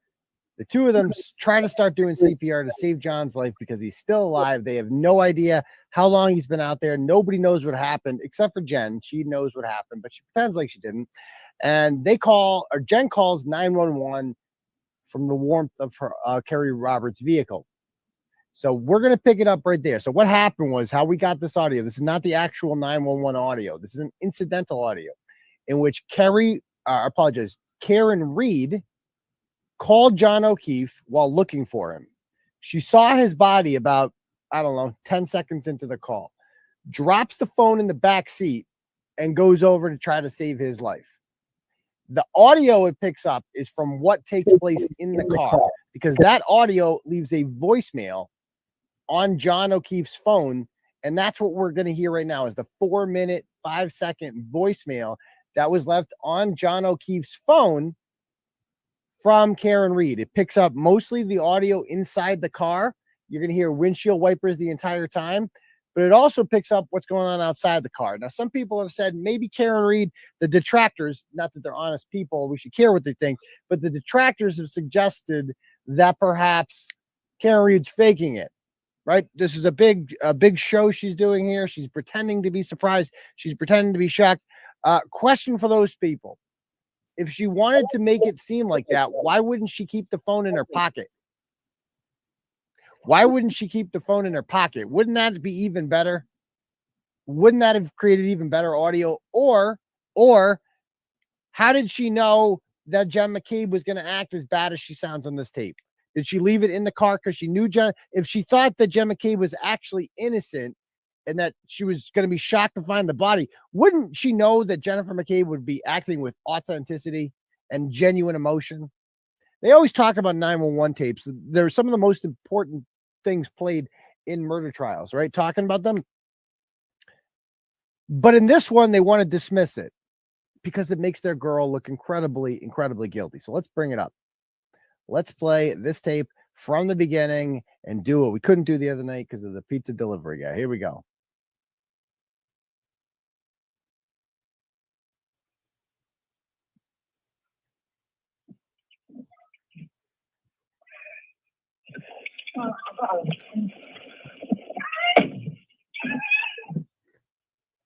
So that's, you hear the windshield wipers there. You hear Karen Reed in the background yelling, Carrie, Carrie. That is a woman in a trauma who doesn't know what else to say. I've been in this position before. You're kind of looking at your friends like, do something, say something. There's got to be something we can do. We saved this person's life.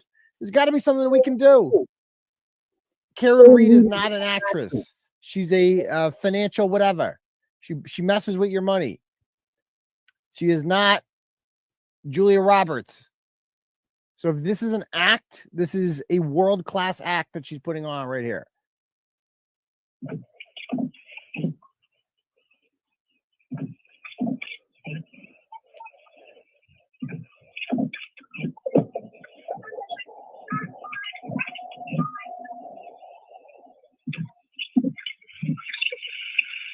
Yes, I need someone to come to 34th year road, Vietnam.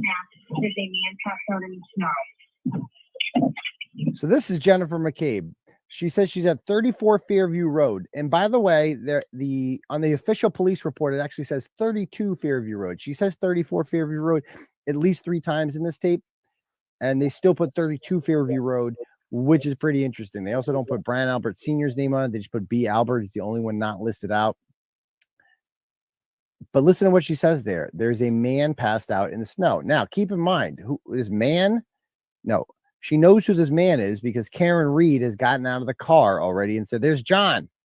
And they're literally looking for John, and they get out of the car when they see him. So she knows who it is. She said, "There's a man passed out in the snow." Now, keep in mind, this is a quote unquote man who she was just with 6 hours prior. She was just with him 6 hours prior. At the very least, according to her own story, they were together at the Waterfall Bar. And she invited him back to that house. She invites him back to 34 Fairview Road to her brother-in-law, Brian Albert's house. She talks to him on the phone at, I believe, 12:17, giving him directions to get there because they went the wrong way. They took the long way down Dedham Street instead of coming from, what is that road to the south of there? They all begin with the C. Crenshaw, I don't forget the name of the road. Either way, he didn't come from that way. He came from the wrong way. So they were taking a little longer. So she just talked to him on the phone. And if you just spoke with this guy 5.5 hours ago, and this is supposedly a good friend of yours, not just some acquaintance, John O'Keefe is a friend, you invited him there, you were insistent that he come there, then all of a sudden, you see him, his dead body, what appears to be his dead body, and you just refer to him as a man in the snow. And now some have said that, oh, she kept her cool about this. It's like, no, that is not showing human emotion. She is not a first responder. She doesn't find dead bodies on the regular. Your first time finding a dead body, you're going to remember it. It's going to shock you to the core. She's acting like she's some grizzled veteran out there, finding dead bodies all the time. So she just calls him a man in the snow. Now, keep in mind, if she's mentioned he's a Boston police officer in the snow, that would elicit a different response from 911. Fear or not, it just would. It just would. And she doesn't want that to happen. So she goes on.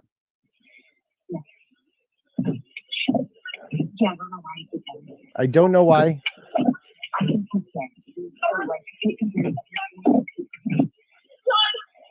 I don't know why. I think he fell. I think he slipped. I think she said. I don't know why he's there. She makes sure to point that out. I don't know how he got there. I don't know. And I don't know anything about that. And then meanwhile, Karen's in the background yelling, John, John. I know. Where's the blanket? I don't see blanket, Carrie. Yes, I need some. Where are the blankets, Carrie? Where are the blankets? Can't find the blankets, Carrie. The 911 dispatcher likely told her, are there any blankets? Can you get blankets? And obviously, they don't have blankets in their car, apparently. Now, luckily for her, she's outside of a house belongs to her sister. The front door is locked, and Jen knows that because Jen later walks into that house and tells police that she knows they keep the front door unlocked for some strange reason. And at any point, if she needs blankets, she can just go in that house right there, run in, grab blankets. At the very least, if you can't reach them on the phone and tell them, you need to get in there and wake their asses up and get them out here. There's a dead man on your front lawn, a dead cop, a dead friend on the front lawn of your property. Get your ass out here. Get your ass out here. But she doesn't do that. She just asks Carrie if she has blankets and then gives up. Just like that. Does nothing to go inside, does nothing to get the attention of the homeowners. Keep in mind, Brian Albert is a trained first responder. He has seen actual dead bodies before, most likely, as a police officer of 29 years on the Boston Police Department. That sort of experience, you're going to see some shit, but she doesn't think to get him. She's going to, Karen Reed can handle it.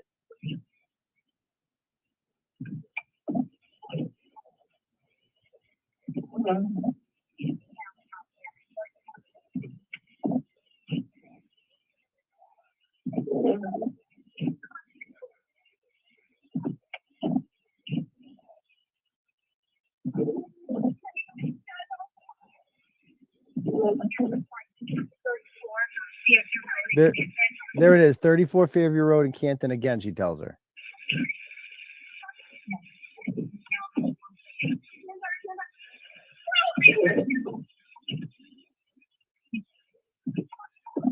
I mean, during this time, nothing, she has the phone in her hand. She can run into the house. She doesn't even tell the dispatcher that she's at her sister's house. You know why she doesn't tell the dispatcher that she's at her sister's house? Because she knows that the dispatcher will tell her to get your ass in the house and get the blankets. Get the guy inside. Get help. Do something. Get the more the merrier. Get people out here who can help. Don't just leave Kerry Roberts and Karen Reed alone in the snow with this person who's lying in the snow. This man in the snow.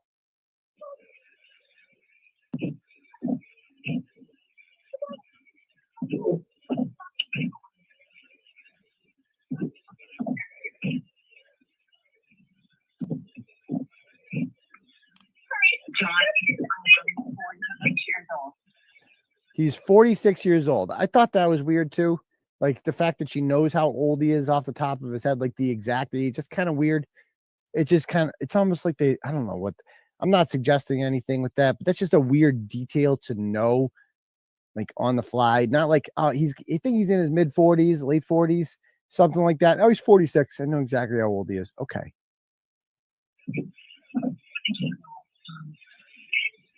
I don't know. He got out of the car and it could be an hour. He got out of the car. I don't know. It could be an hour. Well, if you're Jen McCabe and that you know as a fact, according to police, you saw the car pull up there, Karen Reed's car pull up there at 12:30 and leave around 12:30, something like that. She said it left at 12:45. Sometimes she says 12:40, but she saw the car leave. So why would you think that he was only out there for an hour? It could be an hour. Why would you say that? You know, at the if you think that Cameron Reed dropped him off there 5.5 hours ago and he's dead as a result of that, how are you not blaming Karen Reed? Like, how are you not saying that, well, she dropped him off here 5.5 hours ago? Could be an hour.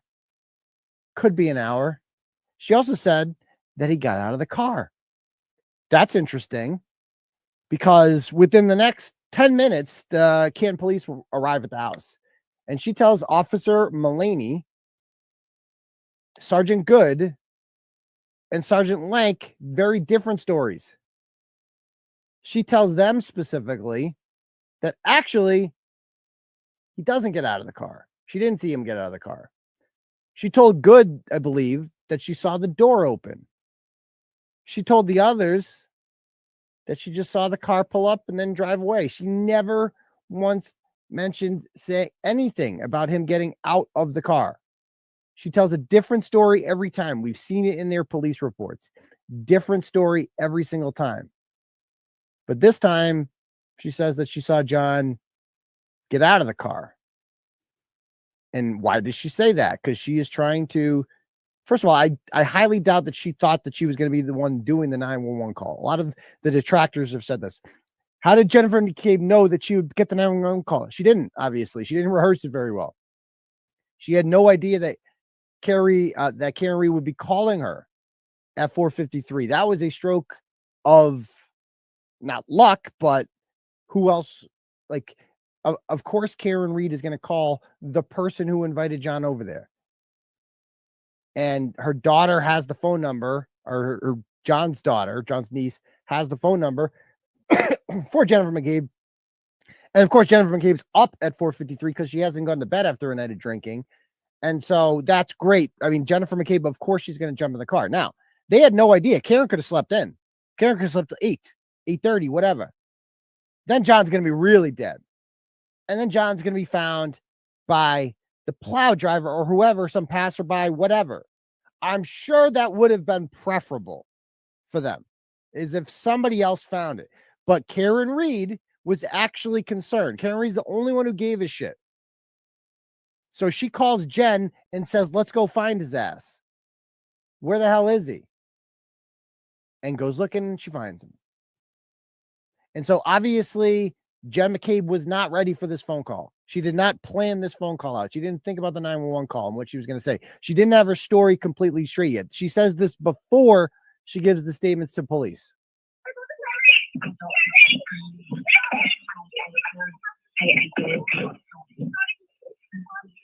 She's so calm.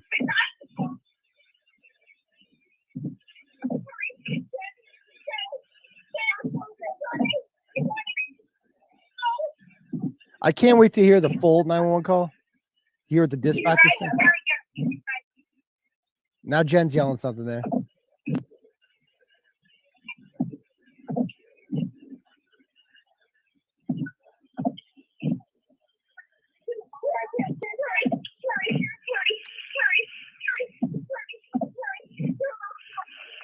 She says Carrie 7 times. And I think she says Jen here.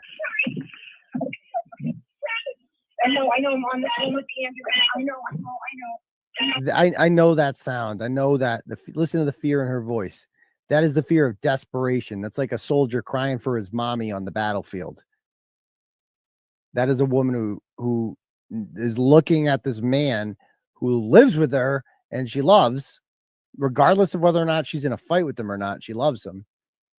And she's just looking at his lifeless body and there's nothing she can do. All of her efforts to save his life, it's just not working.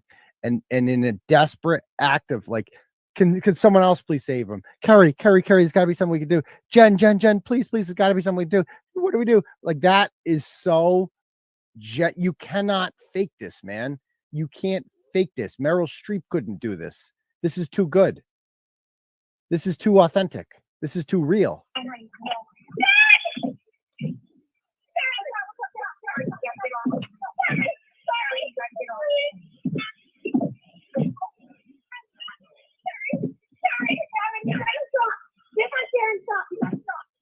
So there's Carrie.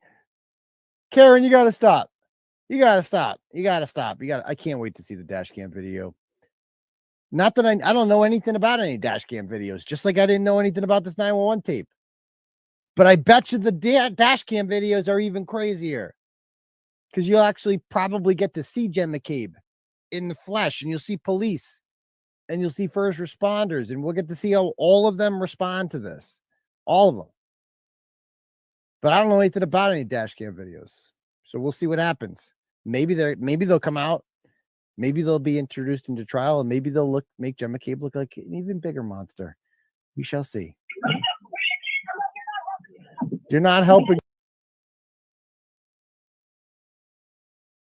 They did come out, didn't they? Yeah, when was this? This was a year ago. Yeah, I was Oh. gonna say this is old. Yeah, I think this is before they knew about some cash videos. So must have been around August. Let's say. Janine knows. She knows what. Everything. That's right. No. Yeah, this is a year So, ago. yeah, I mean, many iterations of this have come out, and we've like in different creators, and they've gone over the 911 call so many different times, and then with regard to also John, Karen's phone calling John, and what happens around that time frame.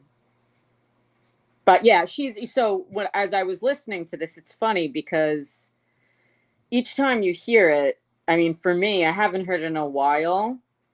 And like now that I've had some time away and then I've heard it again. Hello, Fiona. The more I listen to Jenny Jen, it's like, I mean, she knew, right? Like, I mean, and we all know that she knew, right? We all know here that she knew, but it's like, listen to that. She's eerily calm. Yeah. Eerily, nobody would be that calm. The adrenaline would get to you. And it's like, no, she knew going into this thing. That's why she was calm. It's just, a man in the snow is what gets me every time. there's a guy. She said that there's a man, and then there's a guy. Yep. Not John. Not my friends, not Not John, not a officer. police officer, right? Not, yeah. Like, why wouldn't she say, "Oh my God, we just found my friend passed out in the snow. He's been Yep. missing all night." Yeah. She's No, so she doesn't calm. sound panicked. She sounds nervous. Yeah. Yes. Good John distinction, Mary B. That's true. Yes. Like, I would be freaking out. Right. Yeah. Yeah. And Yeah. I'm, Yeah. And he's like, a police officer. You would be yeah. scrambling. He's a cop. He's a Here's my Boston cop. friend. He's a police officer. He's a Boston cop. Like, you would be in such a mess, and it would be so obvious. And she wasn't, because she was told Yep. what to say and what not to say. Yep. Right. It would be like Don't tell him word. I'm sorry. That way, the certain people can respond, and not like everybody from 3 counties around. Right. Right. It would have been like a word salad when she's talking to them, and not this calm. Like she would just be like yelling out random facts, like you said, like he's a Boston police officer, blah blah blah. We just And, saw him last night, and I don't know what Yeah. happened, and we get like little blab amounts, when you're really Yeah. stressed. And like, why is she whispering? It's almost like she's trying to like say it as quietly as she can, just in case she says the wrong thing. Like maybe it won't get picked up or something. Right. Like she's trying Right. to like think through what she's saying. Right. It's to say it quietly so we can that's a good point, Mary, because stick to the script so nobody can correct me, because I have my script, and if anybody hears something and we keep from the script, Big Bad Brian is not going to like that. So Yeah. Right. And like I posted it in the chat, but what Boston detective would leave their door unlocked? And I've always like thought about this. I think when Jen called, how Karen's phone like caught her talking to someone? Right. I think Well- she was saying, "Hey, we call 911. Someone's coming. Don't turn the lights on. Go unlock the door so I can come in." Yeah. So you think that Jen said that to Coco? Yeah. Coco. To Coco. But remember, there was that call that Bettero, they spoke, right? Jen and Coco. It was a I think 507 call yeah. that Yep. Turtleboy was and others, but were theorizing. That's the one that Bettero caught that they didn't Mhm. catch the first trial.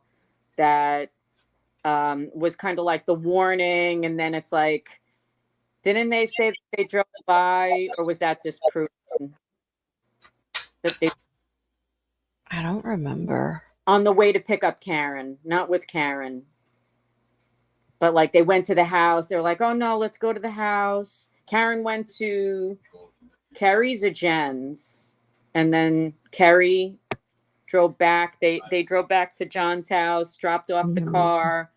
Let's go in the house, waste some time. Yeah, like all of that was weird. Like drive here, drive there, then Yeah, go back here.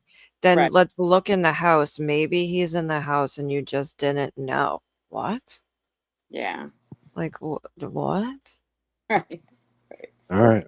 Now back to this. And Carrie says, "Fuck off, Carrie." Good one. I love that. Yeah, Prince, my boyfriend will never, ever, ever Wait sit for it. with his back toward a door, an entrance, an exit, or a window ever. Like I used to make fun of him for it, but now because he's been doing it so long, it makes me more aware. So now I'm very similar. I'm gonna do that too. It's a good thing you're It's a not good tall tip. enough I to have be in to the put window. on here. What, brother? Sorry. Neither one of y'all are tall enough to be seen in the window. Yeah, this is true. That just Oh, makes me a like invisible assassin. They won't see Wait. me coming. But Dakota, but you mean me and you mean MJ and me, or MJ and Yeah, you and Dakota? MJ are the Oh, I same. was gonna say, is Dakota our height? No, Ew. No. They would look like two little Keebler elves coming down in the restaurant and say, "What are you guys gonna eat? Like split a carrot or something?" Yeah, we tough. Situational awareness for real. Share the That's how I same always say that to my kids. Situational awareness. Yeah. But we should have Dakota on one night just for like tips and tricks. Yeah, because it's like when even before he was law enforcement, his dad was law enforcement, so he already had like a lot of those little quirks. But right. once he became law enforcement, it was like even, I think that's when it really hit him. Yeah. Different world, because he became a police officer post 9/11, right? And his dad is like old school, I'd imagine. Yeah, I mean, they're and both they work differently, right? So corrections officers too, which I feel Ooh. like is a little more Oof. I don't want to say paranoid, but like aware. Like when you're a corrections officer, you have to be aware of everything. Yeah, that is a rough job. Oh my God, that is really rough. I mean, I think you're safer being BPD, NYPD. I think that you're safer in that case than being a corrections officer. There's a lot of murders, right? That where he was. Yeah, where he was, there wasn't. It's a county, so they just hold them until they get sentenced. But my aunt, prisons, it's yeah, my aunt was a corrections officer at one of the state prisons. She retired from there. Wow. And as for a lady too, didn't somebody say that Dina was a matron? Yes. And I had to look that up. I had no idea what that was. I was like, what is that?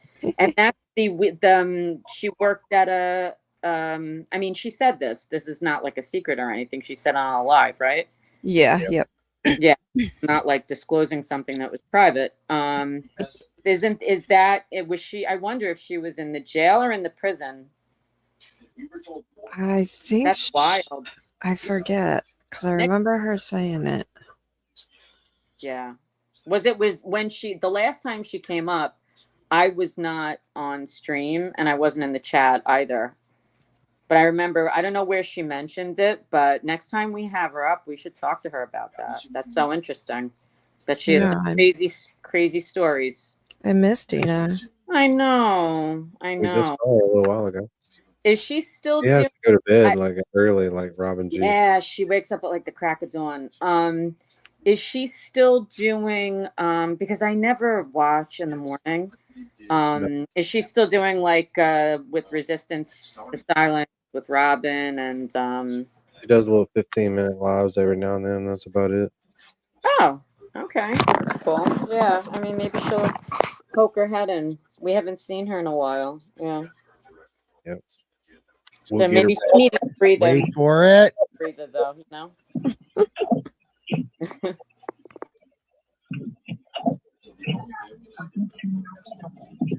You guys hear that? No one's coming out to help. That's what I hear. Keep in mind. So that is at the 3:37 mark. There is 3 minutes and 55 seconds between when Jen dials 911 and when she calls her sister Nicole Albert at 6:07. There's 3 minutes and 55 seconds.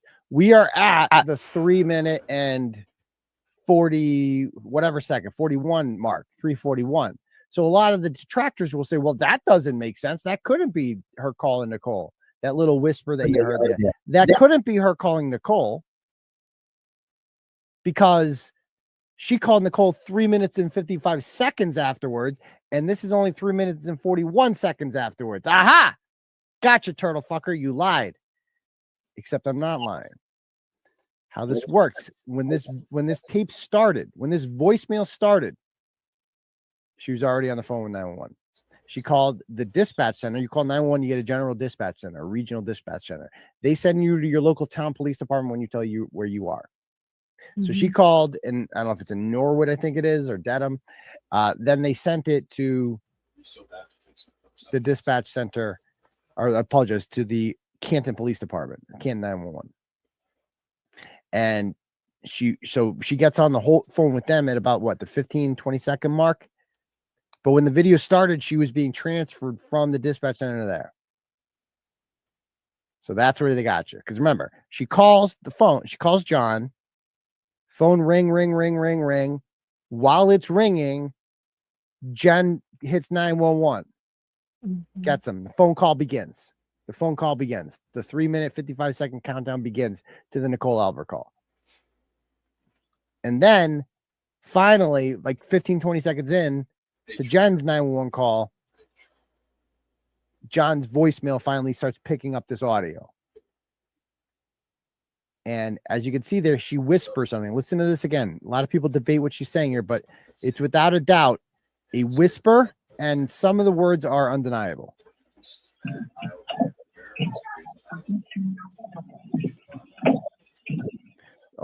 Some people here, Brian's coming out to help, fucking coming out to help. Someone's coming out to help. No one's coming out to help. A lot of different things. Bottom line here is she's talking to her sister, Nicole. Talking to. Not a voicemail. Talking to. Her sister, Nicole. And the phrase coming out to help is 100% uttered there. Listen to that. Coming out to help.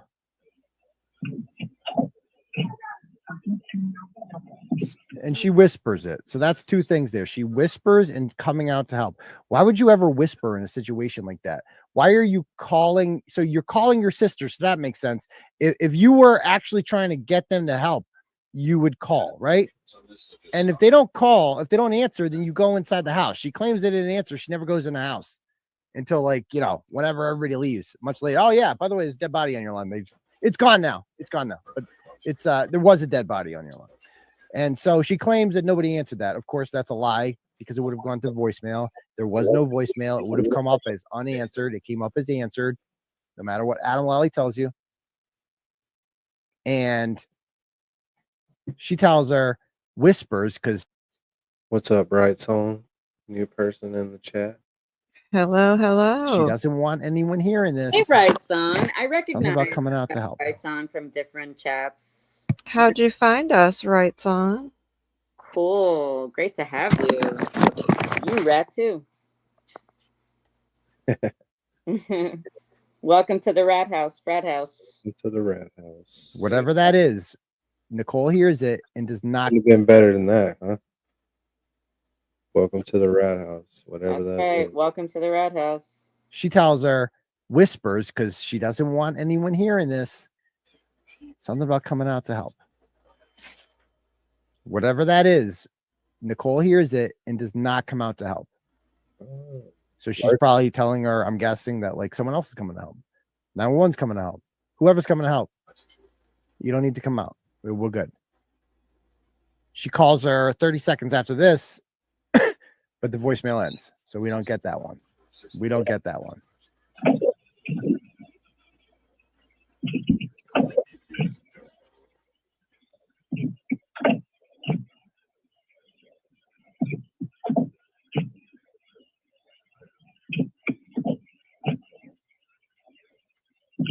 So let me run through a couple of the quotes here. This is what Jen told. Remember, she said on the tape that there was a man in the snow. That's all. Just a man in the snow, lying in the snow. And she told that the several first responders, police officers, troopers, Canton cops, different things here. This is what she told Trooper Prince from the state police.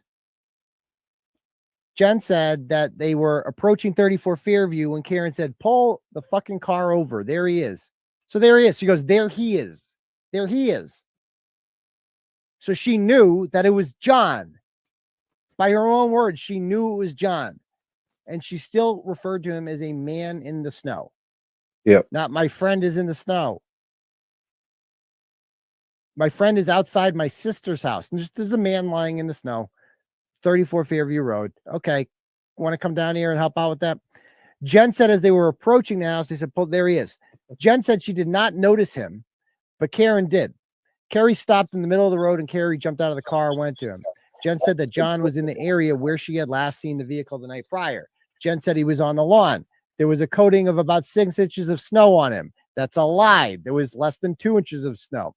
The weather reports and pictures and if there's a dash cam footage are all going to show that. Karen threw herself on top of him. He was lying on his back and his phone was on the ground underneath him. Somehow Jen McCabe sees the phone underneath him. Jen said that she called 911. They attempted CPR. Then the ambulance and police arrived. Jen said Karen was hysterical. She was asking people if she had hit him. She makes sure to put that point in there. Do you hear any of that on that tape? I don't hear anything about that. Karen was told to sit in the car. Jen went over to Karen when she was in the car. Jen observed Karen have blood on her hands. And I mean, how many times have we listened to that tape? 1,000? Numerous. Still have not Yeah. heard of that. Countless, She hit countless. not on the dash cam, not anywhere. Mm-hmm. We hear it all from the time they get out of the car. Right.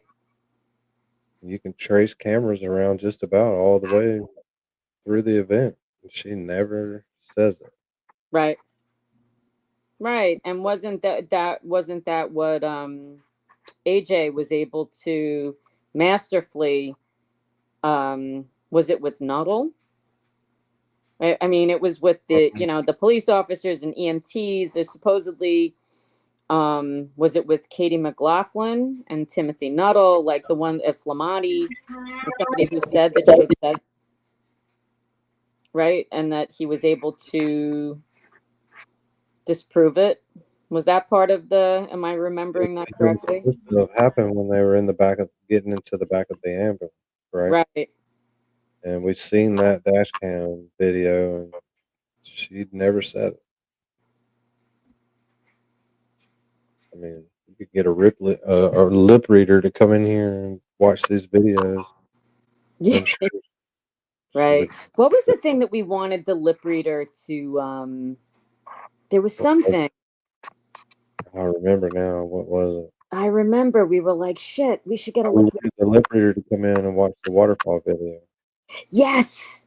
Yes, yes. We should still do that. We need to find someone like that. Yeah. Anyway, you don't know any lip readers?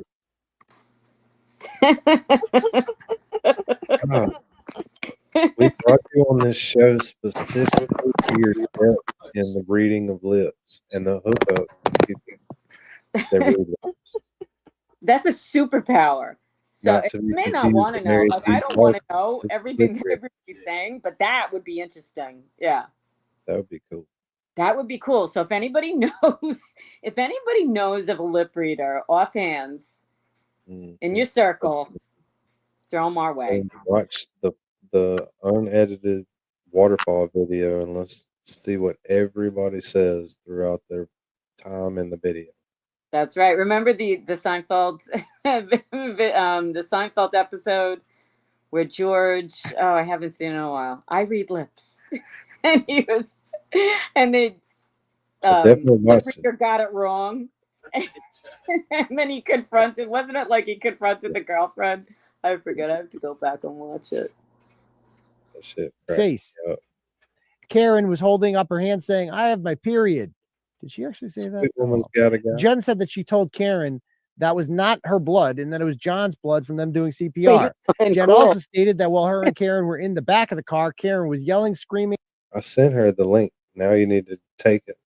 Come up here and hang out. One moment and then completely calm the next. Oh, see what she's trying to imply there? Karen's faking it. That's what that clearly implies. Obviously, that's what she's doing there. Unlike Jen, who was never upset at all. Karen then immediately yelled at Jen 2 times to Google, how long do you have to be left outside to die from hypothermia, so that Jen can explain to the police why she Googled how long to die in cold. She needs to be able to explain that. Well, Karen told me to do it. Even though there's first responders around who would know the answer to that question, let's ask Jen McCabe to Google it right now in a panic. Yeah, that's what happens. I'm sure a jury will believe that. Let's see how that one plays out in court. Jen was unsure if Karen was brought from the scene by ambulance to the hospital. But that quote about getting out of the car, here's the various things that she told police officers. This is what she told Officer Mulaney. She said, at this time, Saraf asked me to assist in getting witness information. I spoke with Jen McCabe. I asked McCabe who the victim was, and she identified him as O'Keefe. McCabe then explained to me that a group of people had gone to the Waterfall bar in Canton Center earlier in the night. Jennifer stated that she and her husband left the bar at 12 and went to her brother-in-law's house at 34 Fairview Road. McCabe then told me that O'Keefe and his girlfriend Reed were invited to the house but never arrived. Never arrived? I asked McCabe if she possibly knew how long the victim had been there, where he was found, and she told me he was dropped off by Reed. Dropped off by Reed sometime between 12 and 1. She told me that she was called by Reed at approximately 5. So here she says, hold on. She said to the cop she dropped him off. That's a Freudian slip. You know what I mean? If that's Jim McCabe talking, then he's reading. Wait, could you play that again? Here, I'm gonna play it again. Brother-in-law's house at 34 Fairview Road. McCabe then told me that O'Keefe and his girlfriend Reed were invited to the house but never arrived. Never arrived? I asked McCabe if she possibly knew how long the victim had been there, where he was found, and she told me he was dropped off by Reed. Dropped? See? Yeah. Freudian slip. Right. Right. Yeah. Freudian slip. There you The go. truth comes out in funny ways. Good catch, She's brother. lying. She's Yeah. lying. Because that's a cop that's just, I don't know which one that is, but that's what she's sitting there telling them. That's a lot to Should be have said telling. it quieter. Mm-hmm. Yeah, but why are you trying to already give evidence at the crime scene?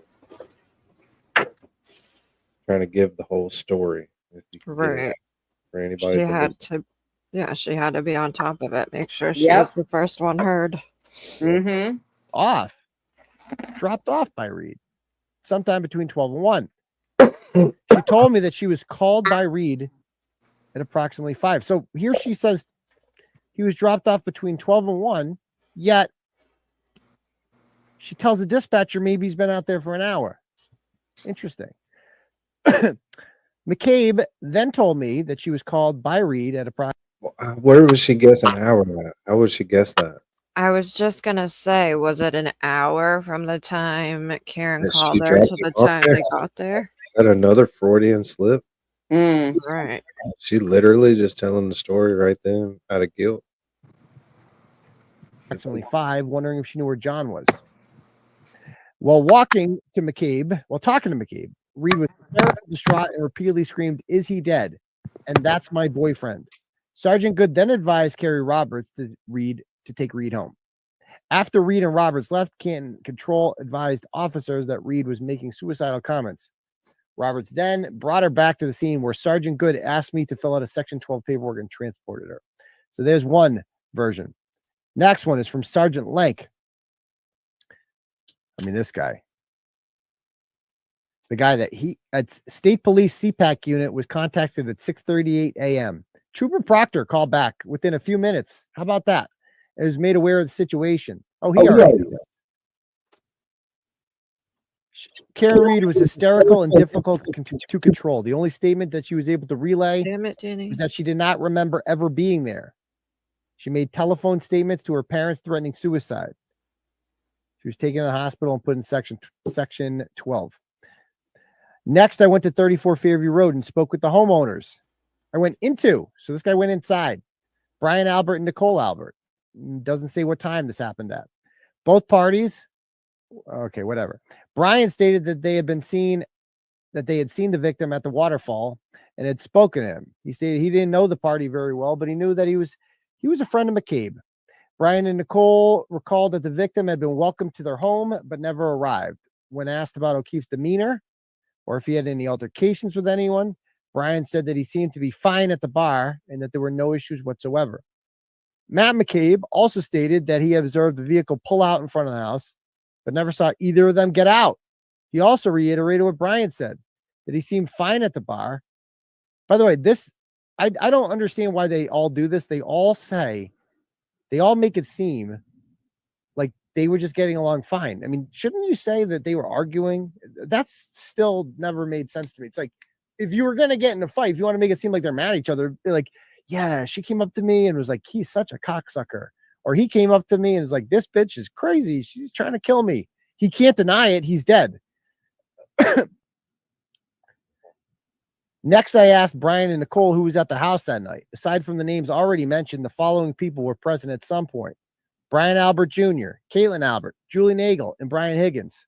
They advised me that their daughter Caitlin left at 12:15. Interesting. Remember that time. And picked up by her boyfriend Tristan Morris. They observed 6 drinking glasses, a broken drinking glass, and 6 drops of blood, which were put into solo cups as per standard of the Canton Police Department. So this is what she told Sergeant Good. She told him that Jennifer invited them to 34 Fairview Road. A short time later, Jennifer stated that she saw Karen and Jen pull up in their car and saw the passenger door open, but she didn't say anything about getting out, but they never came in. And then she saw this car drive off later on. She thought they changed their mind and went home for the night. She thought they went home. So why would you Google how long to die in cold at 2:27 if she thought that he was at home in bed? I walked over to Karen and asked her who she was and how she ended up there. I also placed Karen in the back of my marked Cruiser 682 to warm up. What a nice guy Sergeant Good is. Karen was hysterical and continually yelling, "Is he dead?" I kept reassuring her that Canton Fire is doing everything they could to save his life. Notice she doesn't mention anything about, she doesn't ask, she asks, "Is he dead?" But she doesn't ask, how long would it take to die from hypothermia if he was out there? Because keep in mind, they want us to believe that Karen Reed believes that she accidentally hit him and that he's been out there for at least 5 or 6 hours. So wouldn't she ask Good that? I mean, who would know the answer to that question better? The trained first responder or Jennifer McCabe? Yet she asks Jennifer McCabe that, according to Jennifer McCabe. At this point, I stopped asking questions because she was too upset and unable to keep her train of thought. So She didn't go. She ended up going inside the house, and this is what it says in the report. Later on during the morning hours, Nicole stated that she was still in bed when her sister Jen came into the room and shared with Nicole what had transpired outside. She doesn't say what time that was, but she says that happened. So again, how do you get in the house if the door's locked? The door was unlocked the whole time. Jen knew that. She could have gone in. She waited till after the body was out of there to go inside. Be like, oh yeah, by the way, didn't want to wake you up. Didn't want to ruin your beauty sleep on a Saturday morning. Nicole stated that she never left her home, and by the time she came downstairs, Fire must have transported both John and Karen from the scene. According to Nicole, there were no fights, arguments, or altercations of any kind, anytime during the night between anyone at Waterfall Bar. Everything was fine. She remembered John talking to her sister. Nicole did not observe any injuries on John while he was present at the bar, and she shared that her and Brian walked out of the waterfall prior to John and Karen, and that the two were still at the bar at the time. So, again, that tape speaks for itself. When they play that tape in court, I can't imagine any juror could possibly convict Karen Read. That tape is so devastating to the other side. That's why they have nothing to say about it. That's why they're just not talking about it at all. They can't even spin it. I mean, notice they're not even playing clips of it. They got nothing. They got nothing. Not that anything they say matters, but it kind of does, because people like them have the power right now.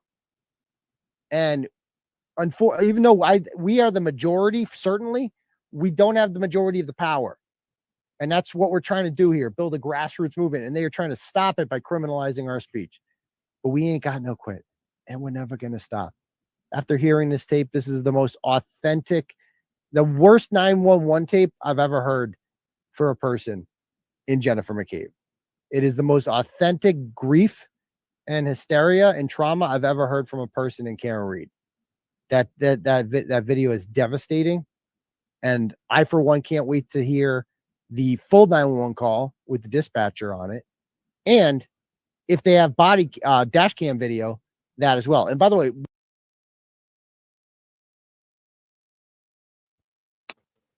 it was pretty good. The dash cam video, all the stuff that they added up in there.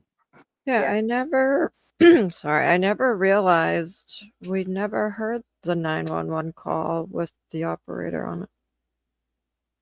Still? I don't think so. I think we have. Yeah, I think we have. Seems like we have. I think we've heard all different versions of it, right? Extended, shortened, enhanced. I think we've heard all different kinds, but Maybe I just missed it. I don't know. This is another Turtleboy confrontation video. Oh my god, is this where he has Nice. a sign behind him? Yeah, yes. Same going. Shame on you! Shame on you! Shame on you! Shame. What are you smiling about, Chris? What are you smiling about, Chris? What are you smiling about, Chris? What are you? Well, seriously, what are you smiling? What'd you bring a notepad for? He touched me. Go ahead, on your forehead, Joe. Whatever fucking time you got.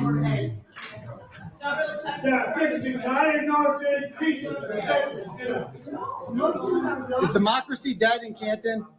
Have you guys banned is the First Amendment officially suspended in this town? Chris. Whoa, what's the violence? What's this all about? I'm just trying to ask an elected official a question. I can't ask an elected official a question? Chris, when are you going to resign from the Board of Selectmen, Chris? We have it on tape. We have it on tape, Chris. We have it on tape. Chris, we have it on tape, you murderer. Don't you think you should resign, Chris? Isn't it kind of ironic that you're on the traffic subcommittee, but you killed a man? Isn't that just a little bit ironic, Chris? Chris, what time did your son Colin leave 34 Fairview Road on the morning of January 29, 2022? Who picked him up? Who called Allie McCabe to pick up Colin that night, Chris? Who called Allie McCabe to pick up Colin? Was it you? Whose Ford Edge was that parked that Lucky Laughlin saw at 3 in the morning, Chris? You're not driving tonight. What? I know all about you. Chris. Oh, wait. Do you have a license, Chris? Do you get to keep your license after killing a man? Whoa, wait, who is he threatening? You need an escort, Chris? I'm not going to hurt you, Chris. I just want to ask you a few questions. Come on. You're praying innocent people for murdering. Chris, are you at all worried about your son going to jail? Are you? Of course he is. What about your brother? Are you worried about Brian going to jail for killing Boston police officer John O'Keefe for their role in murdering Boston police officer John O'Keefe? Do you think that's funny, Chris? Chris, how do you afford a car if you owe $60,000 in taxes? How'd you pay for this car, Chris? Chris, How'd you pay for yours? What was that? How'd you pay for yours? With money, with that, with money. I mean, what's confusing about that, Chris? Good You did kill the comeback. man, right? You gonna kill me? You gonna kill me? People can't just buy other people's cars. Wait, Sure. who did Chris say you're not driving tonight? I know all about you. Who did he say that to? That was like Wasn't someone saying that to him? How far back was that? No, yeah, it's just I think he was addressing Turtleboy, but I don't know if it was. No, he looked at a woman. It was a woman, I think. Oh, was it Richie? You don't want me in my car, right? Do you? You need an escort, Chris? I'm not going to hurt you, Chris. It was right before that. Right before? McCabe to pick up Colin that night, Chris. Who called Allie McCabe to pick up Colin? Was it you? Whose Ford Edge was that parked that Lucky Laughlin saw at 3 in the morning, Chris? You're not driving tonight. What? I know all about you. Chris. Oh, okay. You. What does that mean? He's been doing like covert operations on him? Oh, wait. Do you have a license, Chris? addressing. I thought it was Turtleboy, but No, it was Microdots. oh, okay. Do you get to I keep know your all license about after killing a you. man? He said that's on Microdots? Yeah. I know all about you. Do you? You need an escort, Chris? I'm not going to hurt you, Chris. I just want to ask you a few questions. Come on. You're praying innocent people for murdering. Chris, are you at all worried about your son going to jail? Are you? Of course he is. What about your brother? Are you worried about Brian going to jail for killing Boston police officer John O'Keefe for their role in murdering Boston police officer John O'Keefe? Do you think that's funny, Chris? Chris, how do you afford a car if you owe $60,000 in taxes? How'd you pay for this car, Chris? How'd you pay for yours? What was that? How'd you pay for yours? With money, with that, with money. I mean, what's confusing about that, Chris? You did kill a man, right? You gonna kill me? The hell? You gonna kill me? There we go. Shameful man right there. Chris Albert killed a man, a Hungarian foreign exchange student. He was drunk driving. He rear-ended somebody on the highway, and he kept going. And now he has the nerve to accuse Karen Reed, a completely innocent woman, of murder. Do you feel at all sad about that, Chris? Do you feel all sad about that? Chris, why'd you bring a notebook if you didn't take any notes?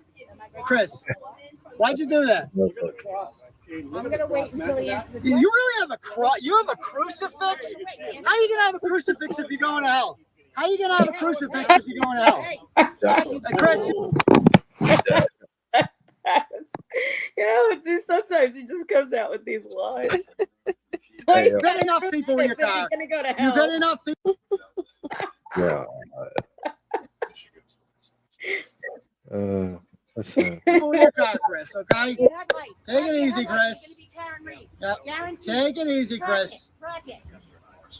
I don't want to get hurt either. Shameful. Shameful. Shameful. Shame on you, Chris. You're a disgrace. Excuse me, old man. Shame on you. Don't fucking touch me, old man. Who the fuck do you think you're touching, son? Fucking touch me again. All on camera. All on camera. Shameful. Seriously, who are you? Who are you? Who are you? You here to enable murderers? You're staring at me the whole time. You want to make out with me or something? What are you looking at me for, sir? Who are you? Who are you related to? Who are you, Grandpa? Are you here to defend the honor of murderers, sir? What, do you? I mean, you're staring at me. You got anything to say? Who are you? What's your name? What's your name, sir? Wow, he looks a little crazy. Oh, Oh my God. I'm going to have nightmares. Yeah, right? Right. Oh my God, I can't look anymore. Oh, just look at it, Mary B. Look at it. Ah! What's your name, Grandpa? Come on, Santa Claus. I mean, Look at it. you were staring at me the Look at it. He's like, I can keep coming up with names, dude. If you want to stand there. Oh, I'm sorry. That's funny. whole time. You're staring at me the whole time, sir. Who? I mean, his teeth are pretty straight. Yeah. They're probably probably veneers. fake. Yeah, exactly. Or his But dentures. he still gets credit. Who are you exactly? Who are you and who are you here to Smile. You know, worth its weight in gold. Not when you're being creepy with it, though. You're here to defend the Alberts, sir? Is that who you're here to defend? Right? Chris Albert, Colin Albert, Brian Albert, Jennifer McCabe. Why did Jennifer McCabe Google how long to die in cold at 2:27 in the morning? Why did she do that? Do you think it's okay what they did to John O'Keefe? Are you okay with that? Who are you? I mean, that's like, we're gonna find out who you are. You know that, right? Like, you're pushing me. What are you doing, sir? You think you scare me, buddy? Look at this guy. This guy. So who are you? You're not Bernie Albert, right? You're way too put together to be Bernie Albert. Who are you? Who are you? Who are you here to defend? I mean, you're staring at me the whole time, right? I don't think you can talk. Are you a mute, sir? Are you a mute? Who are you? Who are you? Do you often defend cop killers, sir? Do you often defend cop killers? Looks like he's in a Beastie Boys video. Do you often defend cop killers? I should tell you. Yeah. Do you? There it is, right? That's So where are you parked? I can walk. Sabotage. Look at it, Mary B. That's sabotage. Walk you your car. You need an escort like Chris did? Why don't we step away, okay? Come on. Where are you parked? Oh, there he is. So did we find out who that was? I don't think so. Come on, we got to get back on that. No telling. All right, so here's another little short one.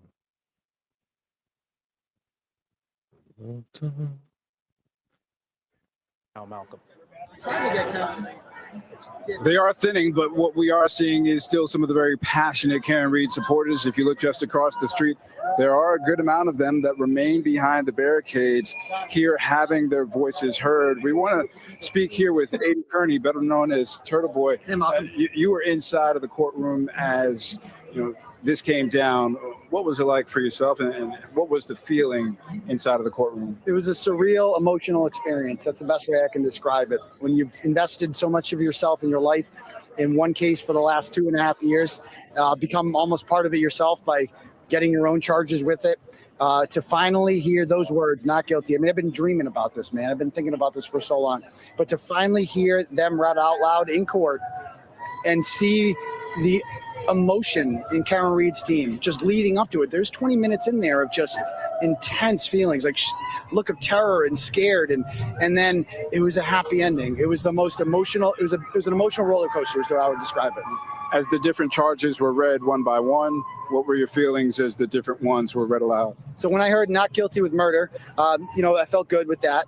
But I was expecting that because the last jury also acquitted her of murder. We knew that the second charge was the contentious one of manslaughter.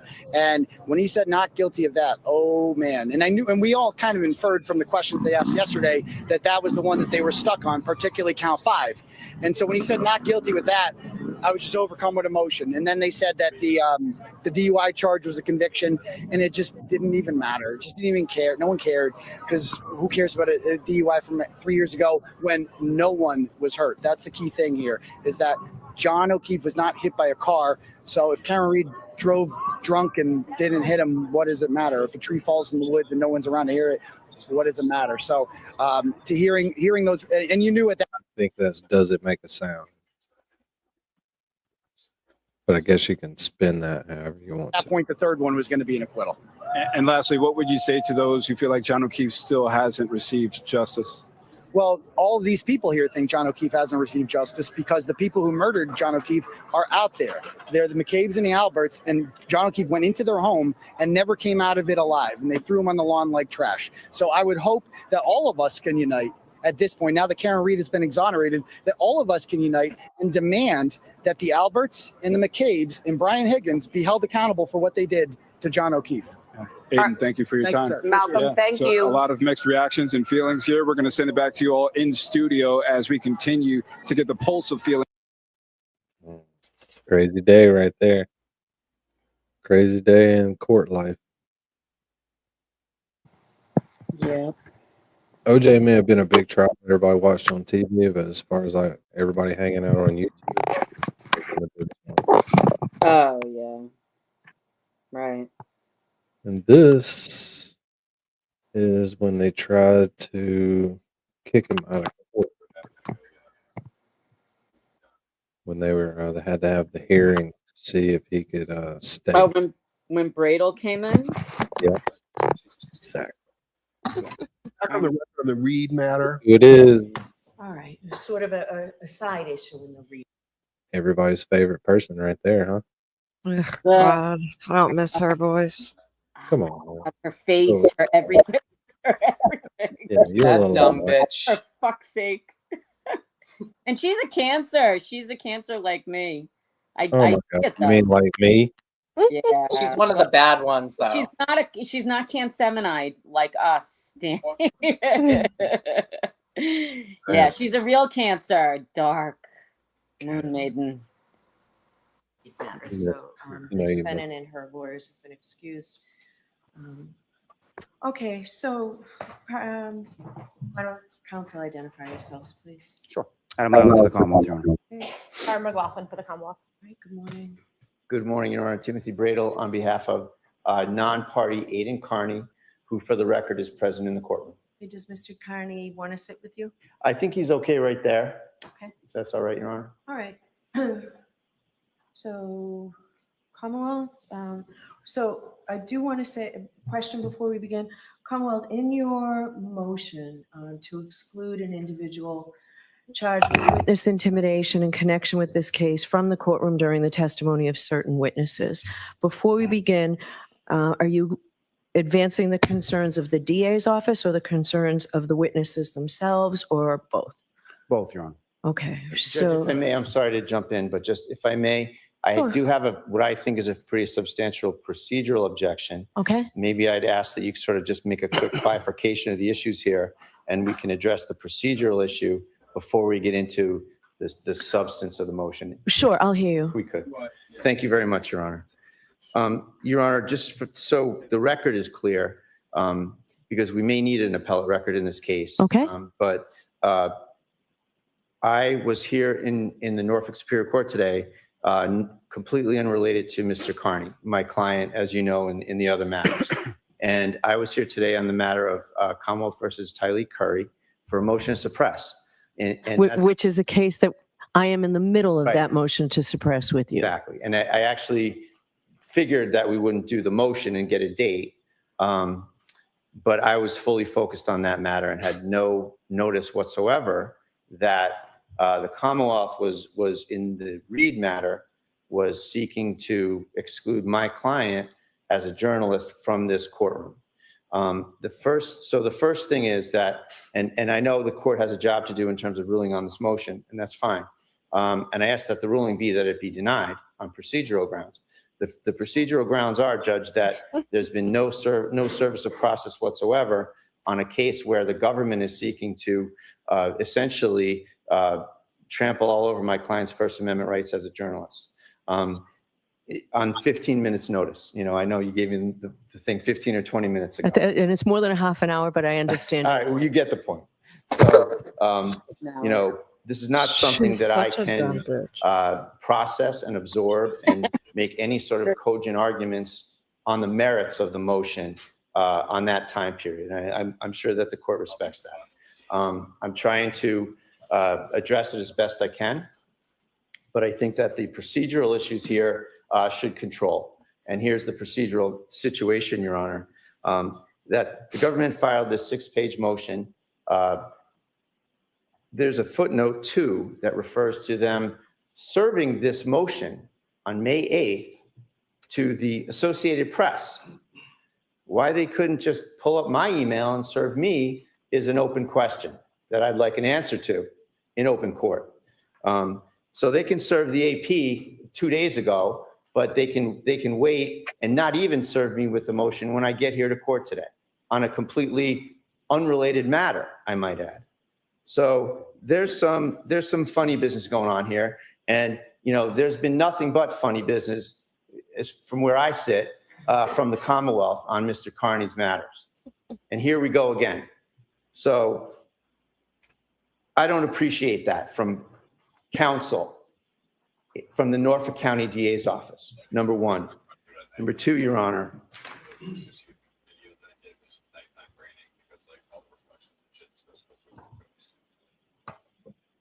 Mr. Carney has covered this case and written about 350 news articles on this case.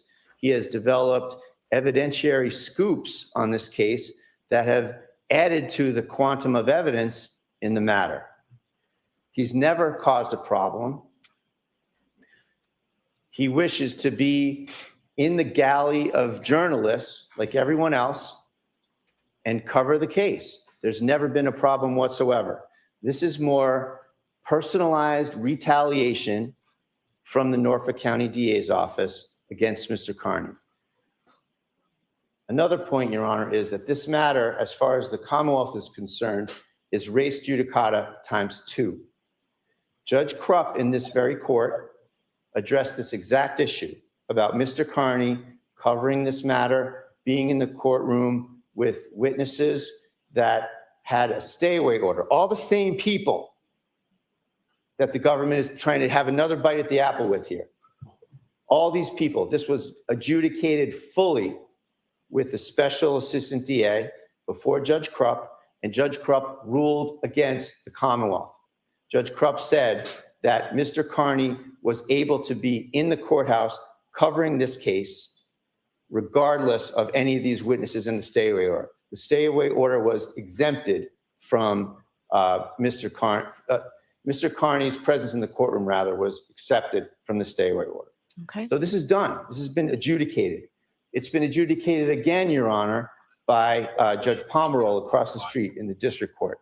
One of these people associated with Mr. Carney's detractors, Ms. Gattani, has taken up with the Commonwealth and sought charges and sought a restraining order against my client.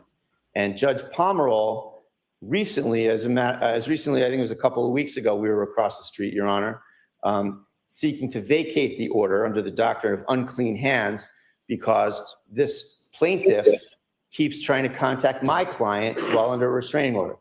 Putting that aside, the ruling in that matter, Judge, was another ruling in support of Mr. Carney's First Amendment rights. It was another ruling that said Mr. Carney was not subject to the restraining order in any court of the Commonwealth.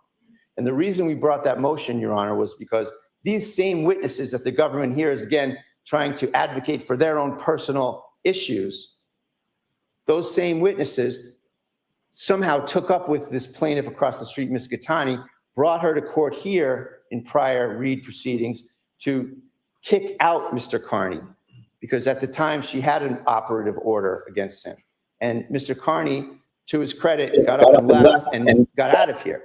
And that situation was what we addressed across the street with Judge Pomeroy. He agreed with us and said, you can go to court, you can cover this case. So number two, litigation number two, this has been established. Mr. Carney followed all proper channels. We worked with the SJC media office He has a press pass. He's doing everything in accordance with all of the rules and regulations Lover. that are in place. He's been harassed, and we have it on video, by other so-called journalists. Prince Lover, good night. Good night. Thanks for hanging out. We'll see you. Good night, Prince Lover, and hi, Cherry. Where tomorrow, I'm sure. Sleep well. What's up, Cherry? Hi. Hi. Okay, Is that your best cherry voice? You do it then. Let's see how good you are at it. Wait, I hell have no. a question. Pomerol, is he the other good judge? Remember when we were talking about, oh, Judge Krupp was crap, Judge Crap, but then he was good in something, and Doolin we like, but then there was another really good judge. Was Pomerol the good judge? Oh, don't God, I don't remember. But do you remember what, you know what I'm saying, though? There were two good judges. Yeah. There was one that we thought was going to dismiss everything. Was that Pomerol? I think that was him. Yeah. Who was the one that was talking when Karen Reed's team busted in? Oh, okay. Yeah. I think it may have been Pomerol. That sounds familiar. I'll find it. We'll watch. On this case at the steps of the courthouse. And he just wants to be here. He doesn't want to be an issue in this case. He wants to sit here and cover the case. He's done his job. He wants to watch the trial unfold. And he has an absolute fundamental First Amendment right to do so within the confines of this courtroom and within the confines of time, place, and manner restrictions. He's followed everything, and he's here. We've gone through all of these hurdles, Your Honor, and Mr. Carney triumphed, as he should, because it's the First Amendment that needs to triumph here, not any particular person. And that's what he's doing. And there's absolutely no reason for the government to sneak behind my back to interfere with his First Amendment rights. It's outrageous. And on procedural grounds, I ask you to deny the motion for all of those reasons. And if the court has some hesitancy to do so with respect to these procedural issues, I ask that you set a date give me 7 days or so that I can properly respond to this motion on the merits of whatever's in these 6 pages of the motion that I haven't been able to look at. So thank you for hearing me, Your Honor. All right, sure. And you wanted a response to your question from Mr. Lally on why you were not served, but the Associated Press was served. That's correct. So if you talk about that in the procedural part. They didn't serve Bradle or Turtleboy. They served the Associated Press. Mm. What the fuck is that about? What was the date of this? The video, I don't know. Let me look. This was, it was like right in the middle of the first trial, wasn't it? Yeah, because I'm trying to think. I was watching the trial. May 10th, 2024. This actually may have been before I started. I don't know. I started watching the the Jen McCabe week. Because she came into my stream like, who the fuck is this? and she had like 3 jackets, right? She had like the blue jacket and then the cream colored, blazer, and then she had a black blazer, and I was like, who's this bitch? She's so cool. Yeah, and I was like, and then I started watching shorts of it. And I was like, oh, wait a minute. This is the trial of the cop and the girlfriend. So I wonder, I think this may have been right before. I mean, I've seen this, right? So I remember seeing it, but I don't actually think I was watching the trial yet at this point. It may have predated Yeah, it. because it was just like a few weeks in, right? Yeah. Yeah. That's only about, I don't know. I was Toy was watching some of it. It seemed like the end of 2023, the very end. Right. So I was watching soccer and it was playing on the TV, and I was listening to it, and I was like, huh. Who watches soccer? How old is it? Yeah, I hadn't watched Well, a lot then, lately. with Some your of the shows football. that I like watching got traded and it pissed me off, and I haven't watched it. I don't want to talk about it, MJ. Yes, Your Honor. Simply put, Oh, you should Mr. talk to Bradle, little Miss neither about it. Mr. She Bradle knows nor all Mr. about that shit. Kearney are. She can sympathize. Yeah. Yeah, don't be getting me into soccer right now. I'm not in the right head frame. Sorry, brother. Jeez. 'Cause the new seasons all start up about 2 weeks before the NFL starts up, which is coming down the hill quick. Yeah, NFL Patriots started training camp. Oh, I know. Yeah, I'm not looking Parties for to the case. I can't presume that Mr. Bradle's representation on one criminal case is going to extend to a motion of which he would be at best a third party on a separate criminal case. We are required under the SJC rules to serve it upon the Associated Press, which we did. So I think that's your record now, Mr. Bradle. Thank you. Okay, on the procedural issue. Okay. We have a jury out. I do want to address the merits of this as best we can. And Mr. Bradle, at the end of this hearing, whatever I end up doing, if you want to come back and readdress it when there's more time, depending on how I rule, I'll give you the opportunity to do so. But I have to get this trial moving at this point, one way or the other. So I'm going to hear the Commonwealth on their motion. Then I'll hear you, Mr. Bradle, to the extent that you can respond. Okay? All right. Mr. Lally, I'll hear you on your motion. Your Honor, very shortly, very simply put, this is an instance in which the Commonwealth is not asking that Mr. There he is, Mary B. The first draft of the AI robot. And the myth, the legend. Draft. There he is. That's a great comment. And all Kearney his not be glory. allowed to cover the case, or that he not be allowed to watch the trial. What we're requesting is a partial closure of one individual. And the legal standard for that is essentially a substantial reason. Substantial reason, Your Honor, being that Mr. Kearney has been indicted and has open cases for intimidating witnesses, specifically witnesses in this case. He has confirmed statements indicating publicly that his actions that he's taken in regard to those indictments were to prevent the case from ever going to trial and to intimidate those witnesses.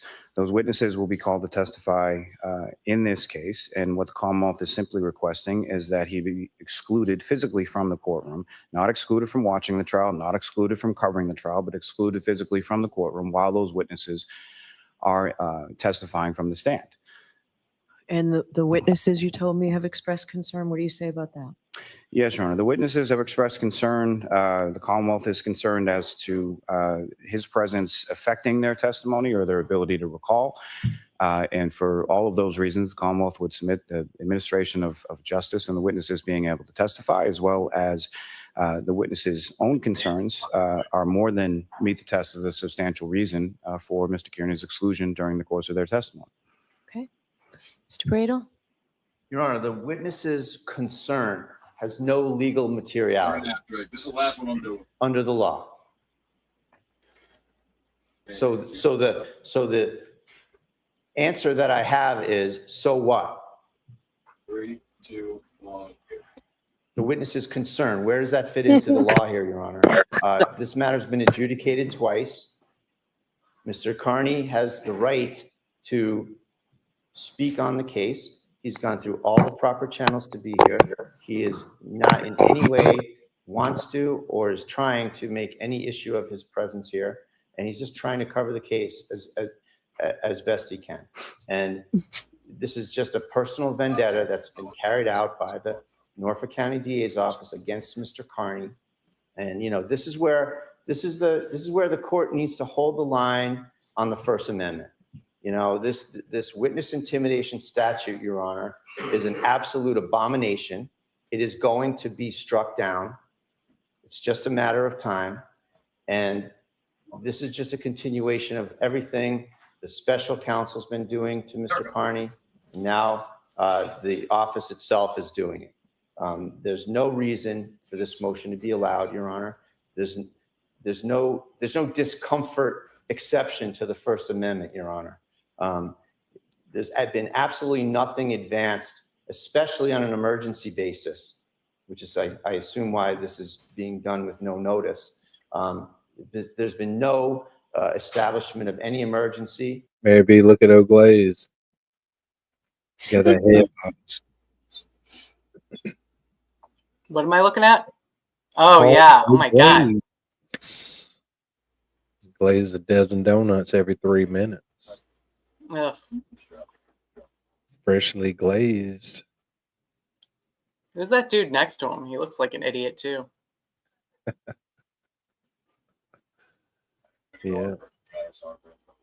He looks like a little uncomfortable, doesn't he?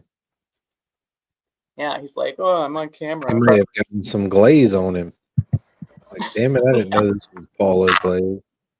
Oh no, what? With At the this blue point, this predates that as well. This is the first trial. Yeah. So Oh, this is when he was doing it. it was. Wait, this is from the Wasn't first he- trial last year. Yeah, but Yeah, but he wasn't was he still like? Paulo That's when he Glaze. was talking to her, wasn't it? Oh. He was I don't still know. Paulo Glaze in both trials. He I was don't know. glazed down. I Yeah, know he that- always was. We just didn't know. Oh yeah. I know that he's she always- reached out to Steve's what? He's Like always been glazing. she reached out to him when, Danny? Mary. Does anybody know? Like right around springtime, right? The I trial don't was remember exactly when. still going on, right? So the trial began April 1st, right? Isn't that when jury selection began? And then it was quicker than we thought it was going to be. It was like 2 weeks. And then the trial began what, like, or yeah, maybe 3, around the 20. And I think right around then, I think the trial was underway. I don't remember with specificity, but I think so. And then some of this stuff started. Remember, This he was in like, May. I don't remember what week this was, but this is during the trial because they were wanting to kick But this Turtleboy out of the room. this was trial 1. We didn't find out about the affair until either Trial right, 2. Yeah. trial 2, right around. Yeah, trial 2. Right. And look at Bradle. Bradle just keeps getting more and more handsome. Janine, calm down. There's been you no sh- have you seen him in whatsoever on the No, wait, I don't think I did. Mary, did we? was No, there? he I was don't Still never messy around. in person though. Oh, he's so handsome in person. Oh, Did you rub across his butt when you put your arm around him, Janine? On that Copped a a little Bobby? feel. Oh, that would be top disrespectful. little feel. I'm not like Needs a little that. handful of Alessi. Listen, that's a man's job. No, and he's married. He's a married man. No. Well, I didn't say on purpose. I said on accident. Oh no, Yeah, of no. course. So you saw what a gentleman he was. May I put an arm around you? I mean, he didn't. know, Yeah. he's so cute. He I was the think he just sweetest. knew that he could do that with me. Like, yeah. You're like, I He yes, knew he could do that with me. Janine, 2025. My Bobby. But no, but Bradle, like, look at Bradle. I will make this observation. Bradle, I think, looks better now. He's gotten more handsome. And he looks better in a tropical suit. Why? What I did you gotta get her going. Well, Yeah. oh yeah, I love it. Get her But going right here with this Bradle. That's what gets her going. part of Mr. yeah, yeah, Carney oh to yeah, justify this but a motion. tropical And suit I is did better for him, like a khaki color. Have you guys noticed? Yeah, yeah. Yeah, nice. Oh yeah. That almost yellow color Yes, when they showed up as the canary. yes, Canary bees. They both look very handsome that day, I have to say. But Bradle Pedro is, Baggins and Tim Bradle. aw, he's a force. Love him. Oh yeah, I ain't saying there's anything wrong with being Yeah, short. no, but like, Some yeah, of my definitely. friends on this panel are very short. It's Yeah, I not- was gonna say, don't start talking shit about us little people, okay? Yeah, no, for real. I'll just get them cookies. happened to see We the best. We'll some punch you right reference where it to the hurts. Chestnut trial about Can't reach my published feet. something Right to at the our eye effect level. of doxing a seated juror. That is false. Mr. Carney wrote a story on a juror after the jury was discharged. There's absolutely no prohibition or problem or issue with that. And it is absolutely protected conduct by the First Amendment. And it is not in any way a grounds for this court or the Commonwealth to assert any wrongdoing against him. So I can assure you, I am not considering that incident in this. You all know I was the judge. I am not considering that experience in this motion. Thank you, Your Honor. Anything further, Mr. Nothing Bradle? further. Thank you. All right. So, Mr. Bradle, I agree with you that Mr. Kearney is certified by the Office of Public Information pursuant to SJC Rule 119, and that he has a right to be here today. He arrived timely, and that he is registered. I have honored that 119 registration today, and I will continue to honor that. However, my role in this case, Commonwealth versus Karen Reed, is to assure that the defendant's constitutional right to a fair trial are honored and upheld.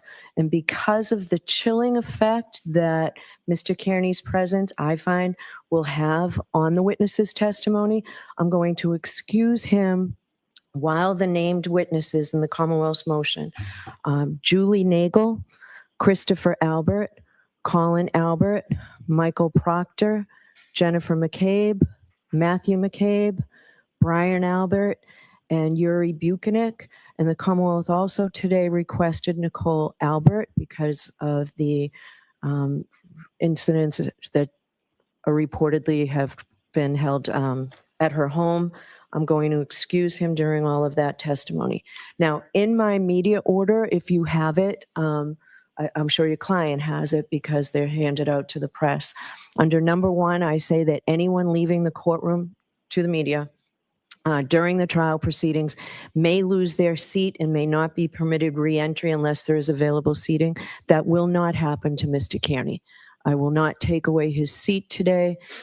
For other witnesses who are not subject to this order, that seat will remain empty. No other person of the media will be able to take that seat in his absence. Okay? Your Honor, one last thing, if I may, just came to me as I was standing here. Extension in same regard as to Nicole Albert for the address would be Brian Albert Jr., son of Brian and Nicole Albert, lives All at the right. same address. It's for the same reason. So Brian Albert Jr. All right. So those are my findings, Mr. Bradle. It should give you enough to seek appellate action if you wish. Okay? She just sends them right to the appellate court. It's like, well, you need their address? It's like, God dang. You're supposed to stand behind your ruling. She's like, whatever. This is my ruling. You can appeal. It doesn't really mean much. She knows they're going to. Yep. They're going to. You like how she was like, I was the judge on that case. Yeah, we fucking know.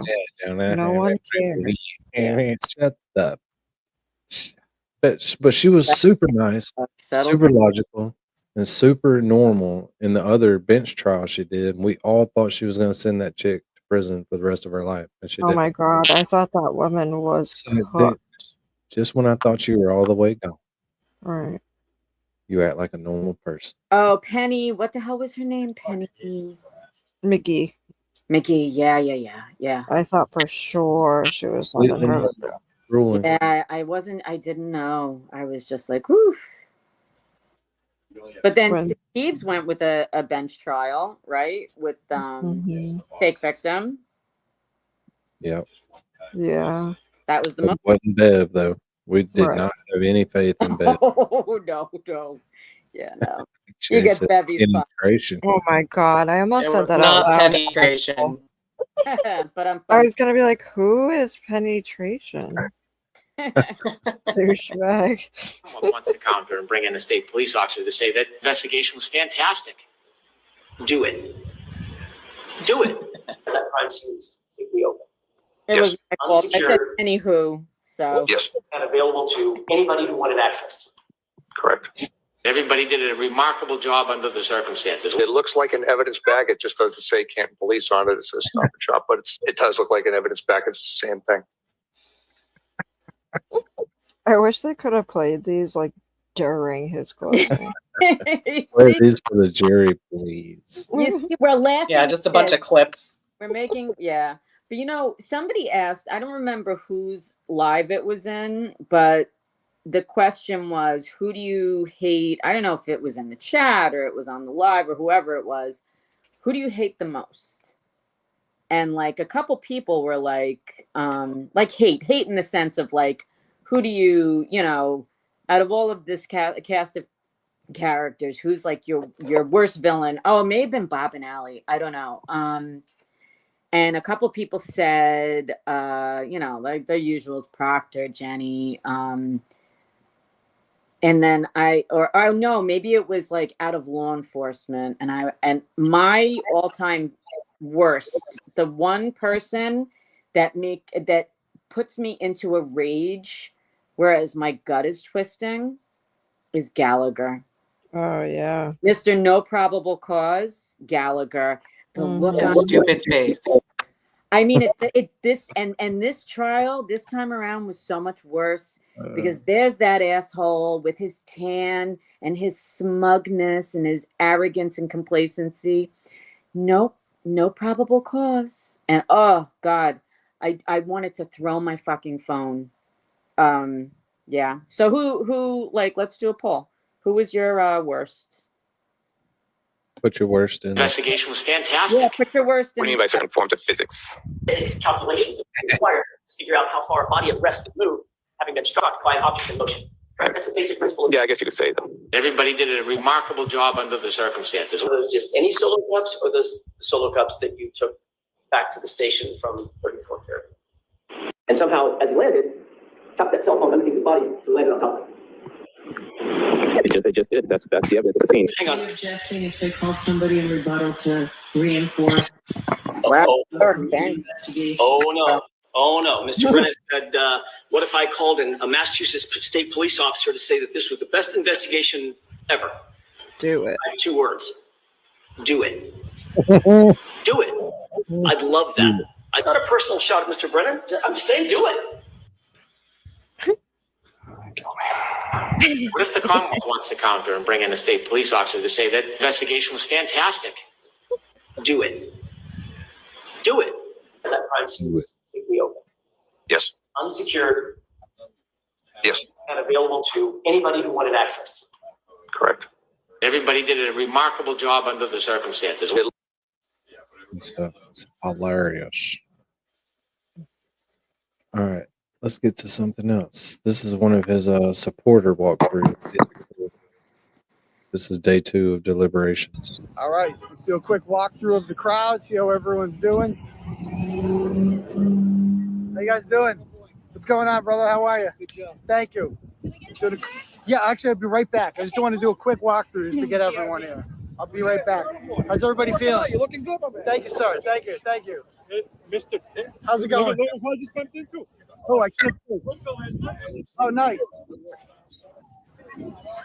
This is the crowd out here today. How's everybody feeling? Good? 2 more hours. We can get a verdict today. We need a verdict today.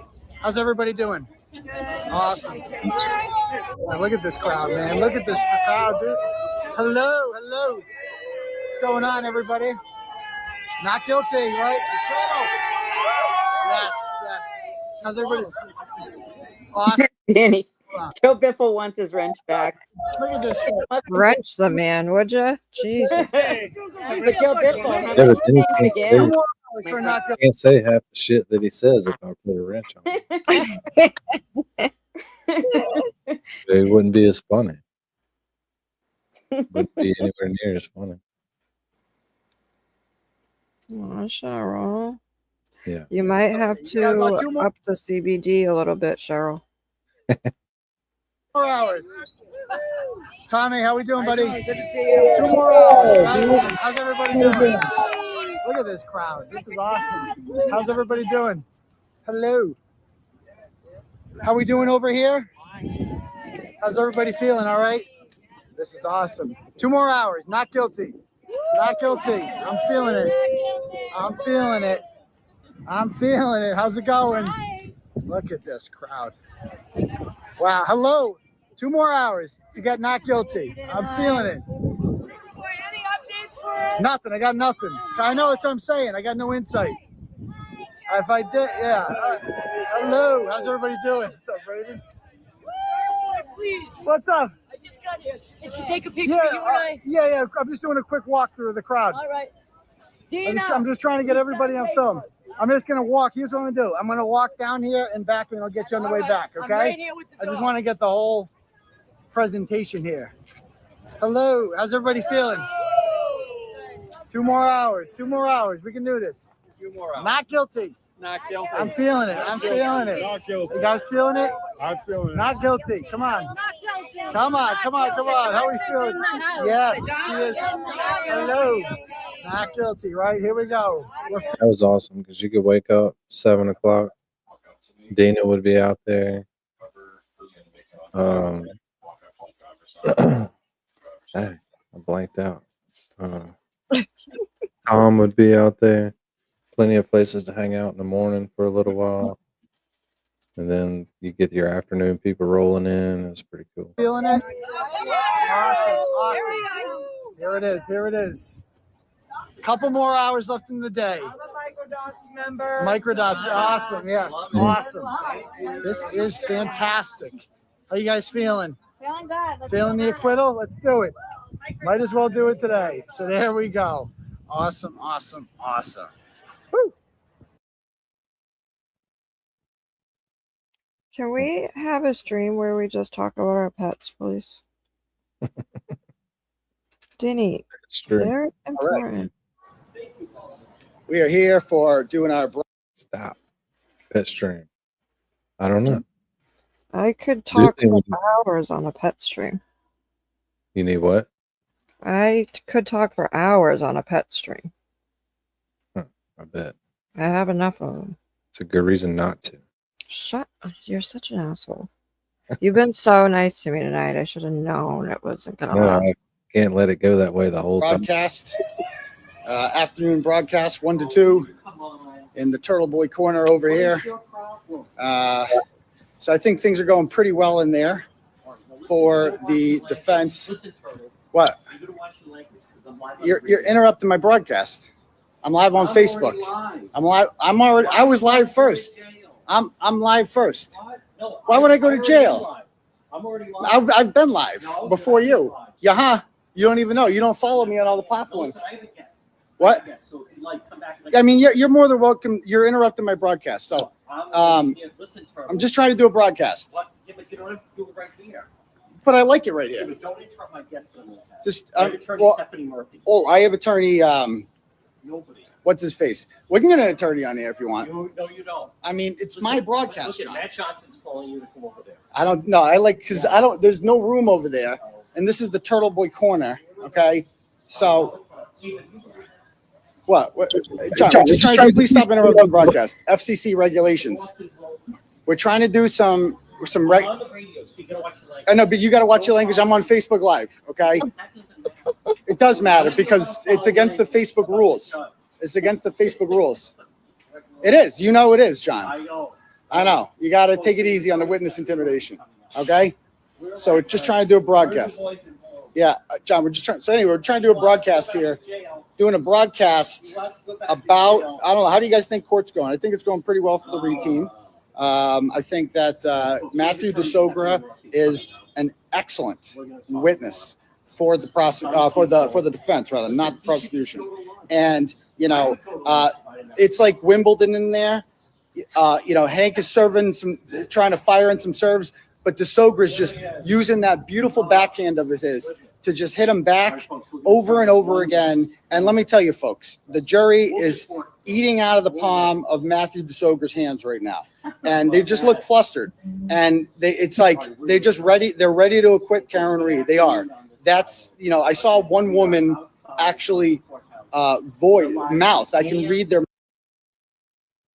Yeah, the Pink Panther is like my favorite. What in the Bronco? Dun, dun, dun. What other killers are you supporting?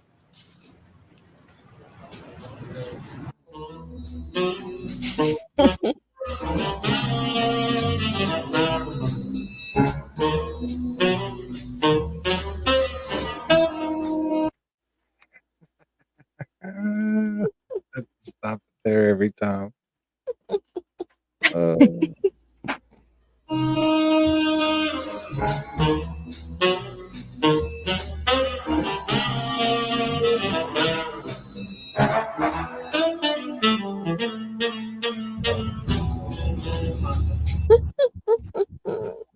John, why do you lie every day? I'm live right now. Why do you lie every day? You go in there and you lie. We read your tweets. You're misrepresenting what's happening there. No, you're lying. You're lying, John. How much are they paying you to lie? Now hold on. Listen, Turtle. Listen, Turtle. Now hold on. Listen, Turtle. All right. Now hold on. Listen, Turtle. All right. You to lie. Now hold on. Listen, Turtle. All right. Do I have to get? You're not supposed to be doing that. All right. Do I? Oh my God, that's so funny. Listen, Turtle. All right. Do I? Does DePietro know how famous that became? It's probably the most views on anything that Pietro will ever get. Yep. Listen, Turtle. All right. Listen, Turtle. All right. Do I? Listen, Turtle. All right. Do I have to get?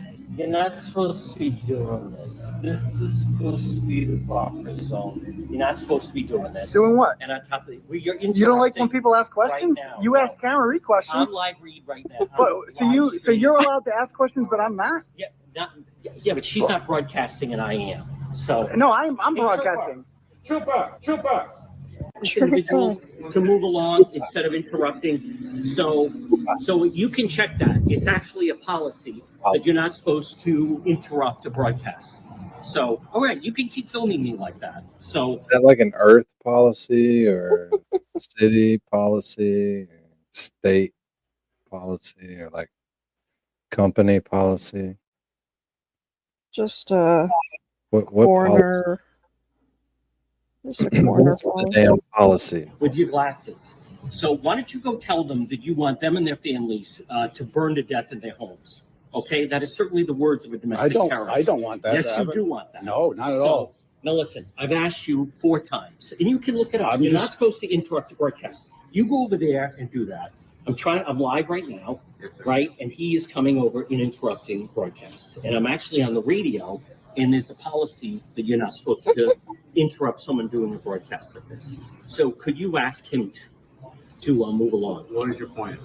Well, I was just trying to ask him a question. No, he's interrupting. You can wait till I'm done at 2 o'clock. You can wait till I'm done at 2 o'clock. Am I not allowed to ask him a question? No. I mean, I'm trying to start it. Yes, you are trying to start something. As he's filming. Well, I'm not the one that got the If you want to police. talk to me, I'll talk to you at 2 o'clock. We don't want to make a big deal. I definitely don't want to make a big deal. You are I don't want to make it. Well, okay, John. Yeah, okay. Yeah, that's fine. Yeah. I'll get going. But I mean, what the heck, John? I mean, I'm just asking a Why question. don't you go ask when someone's doing a live broadcast? Because he asked Karen Reed the other day on the way into court. He asked her about OJ. Remember, you asked her about OJ. You go, was OJ framed? Yes. So he can ask questions to Karen Reed, but I can't ask questions to him. She wasn't broadcasting. What part of that? I know that all your fans are down there. Well, what law says that I can't ask a journalist? I can't ask a journalist. Okay, John, if you say so. That is such good material. Just wonderful internet material right there. His ATM spot. It's so true. Oh, when he said that, oh my God, I lost it. Why are you streaming like you're at an ATM? It's so cuckoo.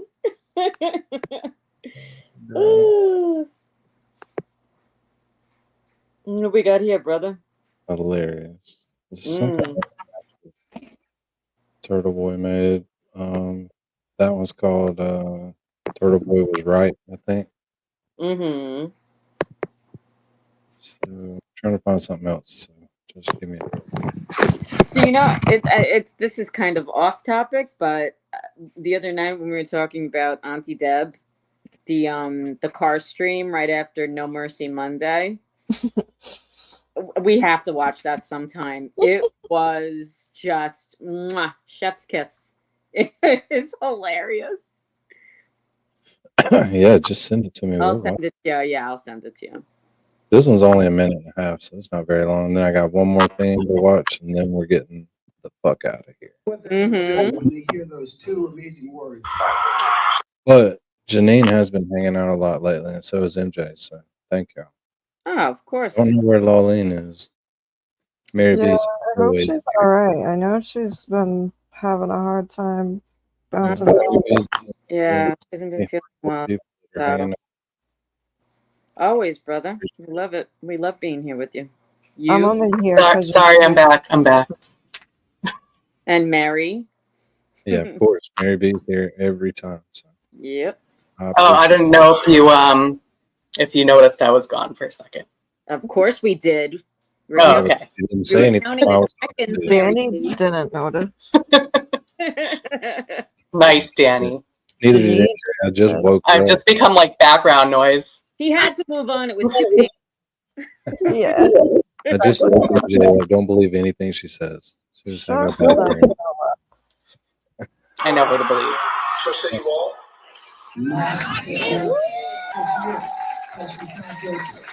And it's going to happen if you ever get down to Oh, look at David Genetti. about what it's going to feel like So dreamy. when you open those doors to Norfolk Security Courthouse for the last time. And you walk out of those doors, and this is a fraction of the crowd that's going to be out there waiting for you, and it's coming. It's going to There happen. we go. And just, whenever you're having a bad day, just think about that day because it's coming, and you guys deserve it. Oh, dude. Heck yeah. Bill Reed. He looks like what was that guy? John Forsythe. Blake Harrington. That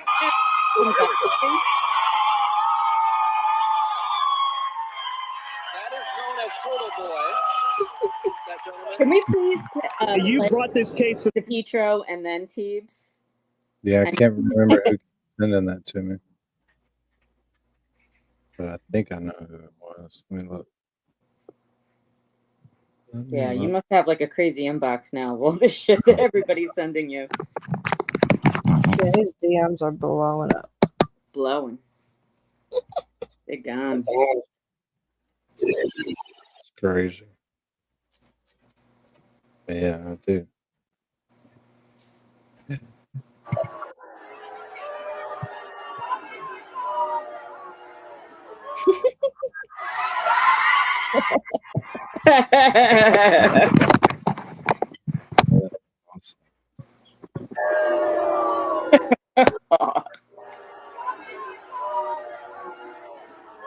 He's laughing.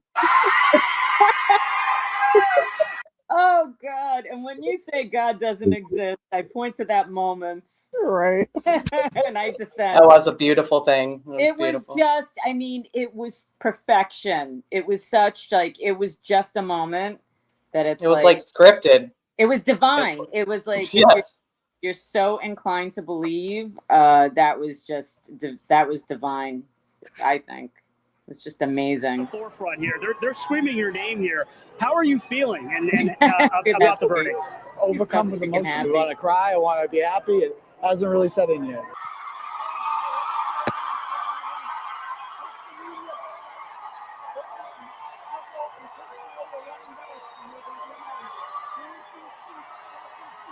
Could not be standing here without these amazing supporters who have supported me and my team financially and, more importantly, emotionally for almost 4 years. And the second thing I want to say is no one has fought harder for justice for John O'Keefe than I have, and my team. Thank you. Look at AJ, such a freaking beast, isn't he? And he just keeps getting more and more handsome. Like everybody looks so fucking exhausted, and AJ's like, is like building strength, and he just like, you compare last trial to this trial, he looks 10 times better. I mean, he's just like fucking, it's just like gravitas, man. It's just like he is such a, he's like building, he's like a superhero building. He's just like a beast. Let's watch one thing because we haven't watched it in a while. Oh God. Be good. Your presence ever since.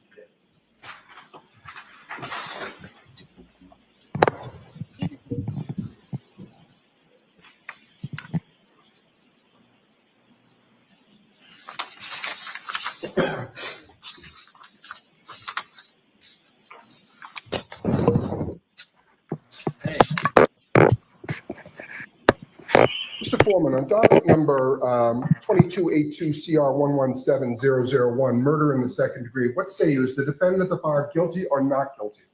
Not guilty. So say you, Mr. Foreman? So say you? No. Do you agree? Yes. Do all of you agree? Yes. Thank you. 002, what say is the defendant at the bar not guilty or guilty? Not guilty. Is not guilty or guilty about that charge or any lesser included charge? Thank you. Specifically, number 5, operating under the influence of liquor by operating a motor vehicle with a blood alcohol level of 0.08 or greater. Correct? Yes. So say you, Mr. Foreman? Guilty. So say you all? Yes.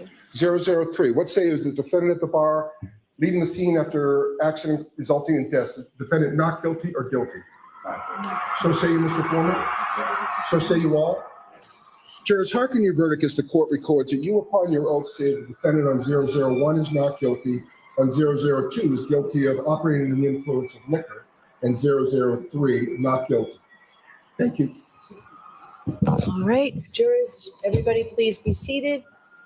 Jurors, we thank you for your service. We're going to send you back to services. Right on. Right on. So thank you very much. All rise. AJ's full of riz. Call me. This is the best part, man. It's like a lot of emotion. Yeah, it's my Bobby. So relief. Bobby. Look at that handsome. David Janetti is so cute. David Janetti is considerably more grayer, considerably more gray hair than he had last trial. He has, it's 80. I mean, he's still handsome. Karen Reed, not yet. Hold on, everyone. Stress has taken a toll on him, you know? Yeah. Everybody processes stress differently. And, I mean, we don't know because Bobby wasn't around last trial. Could have just been a time in his life, his age, and we just saw him age. Yeah, but like I don't know, my of that, and I guess we all have different perspectives on it. But like I think it was when we had played something from last trial, and I couldn't believe how like his hair is much darker last trial. Karen Reed. I don't think his can I have face your attention? very much, but As required by statute. I think he looks better. Like I don't think it's aged him at all. Your boy Alessi's hair is a little I dark. must inform you that the records regarding the charges that you have been found not guilty will be sealed by the Commissioner of Probation by the court unless you notify the Commissioner of Probation in writing within 10 days that you do not want these records sealed. To request that these records not be sealed, you may use the Request Not to Seal form, which is posted on the trial court's website on mass.gov. I cannot accept the form here in court. You must submit it to the Commissioner of Probation at the address provided on the form. Please be aware that if the records regarding the charges which you have been found not guilty are sealed, you will be unable to access the sealed record of the not guilty dispositions or any other records regarding those charges. If you want copies of any documents regarding those charges before the records are sealed, you should request copies from the court within 10 days. Do you understand? Thank you. All right, so we need a date for sentencing. Can we do it next week? We would be prepared to go forward today. Okay. That's the best thing Brennan said the whole time. I was shocked. I was actually shocked. I think he's just like, fuck it, it's over. Just I don't feel like coming back. I'm not coming back here. That's true. It would not have been in his best interest to have come back. No. Just fucking get it over with. Just get the shit. We were all okay. Because then I think in the interim, I think we would have also been so nervous about, is she going to get 2.5 years? Here's the chick that testified in Turtleboy's hearing. Her. Okay. Yeah. Did you see that? She was the one that had the attitude. I didn't see that. I vaguely remember. Well, that means we need to watch it again then. This is our last sidebar, Janine. Okay, all right, brother, go. Sidebar. Do it. Sidebar. I'll allow it. The last of the sidebar. So like chicken fries. Your last chicken fry. That's it. I'd have to have a last. No. Nope.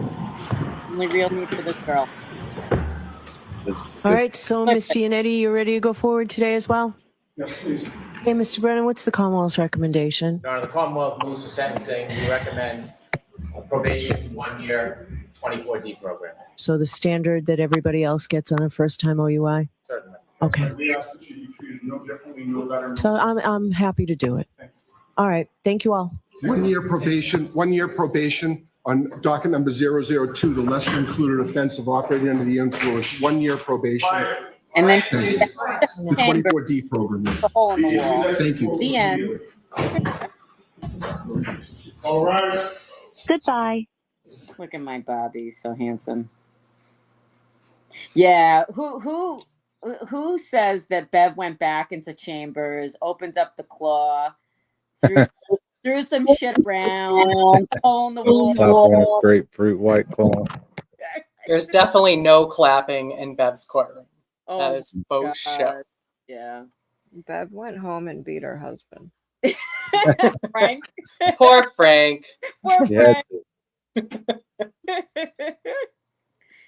She cracked the claw and went home and smacked her husband around a little bit.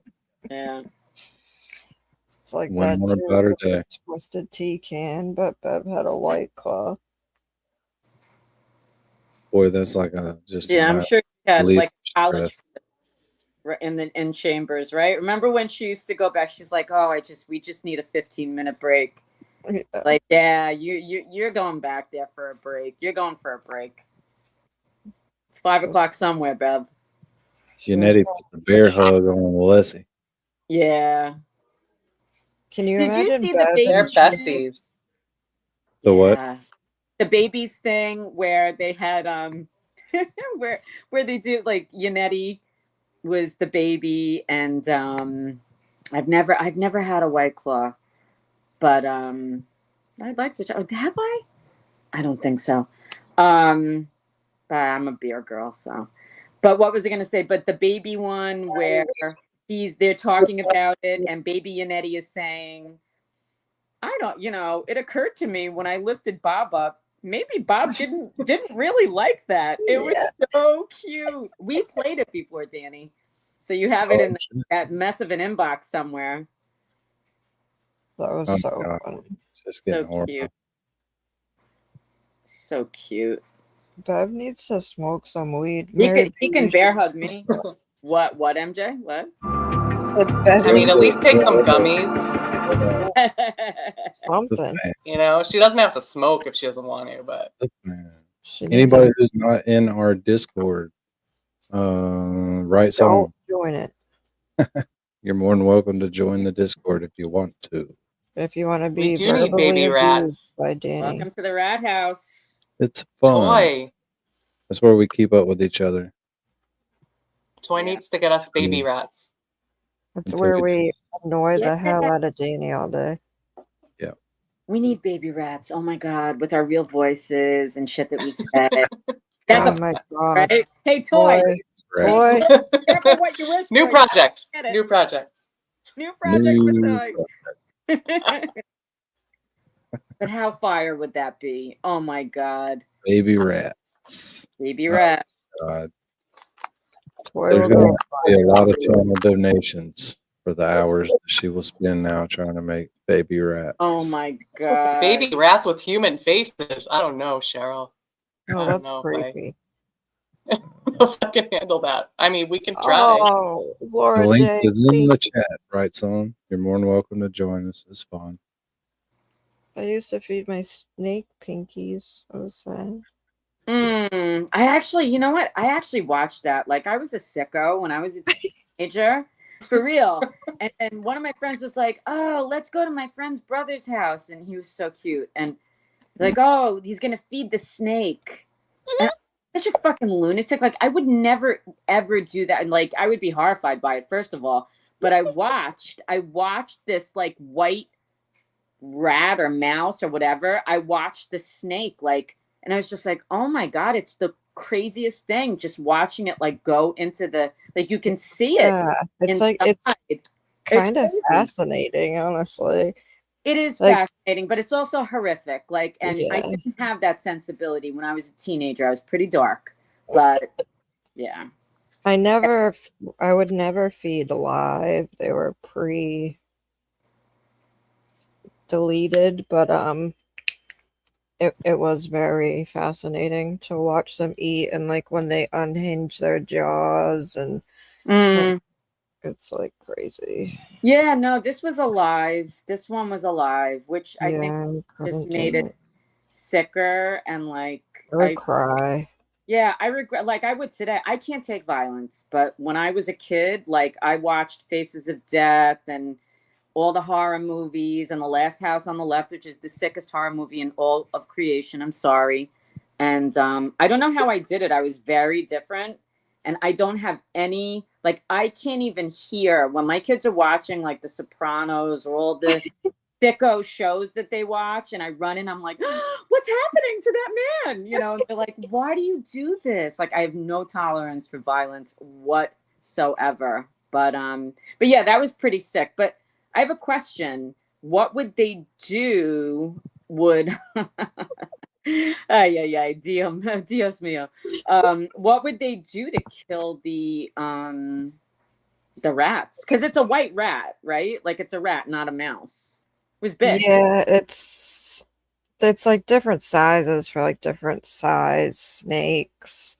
I don't know how they do that. I actually like started thinking about that one day and got like wicked depressed about it because like they're little babies and just it's so sad. Like would they but it's more humane than getting eaten alive. Right, yeah. It's like, you know what I see it as? And I couldn't do this either. I love lobster. I love seafood. I love lobster. And I brought lobster home and they said, no, the most humane thing to do is to stab it between the eyes. So I tried and I couldn't do it. I couldn't do it. But I see it as, and I was like, no, I'll have a less succulent lobster. Please kill it.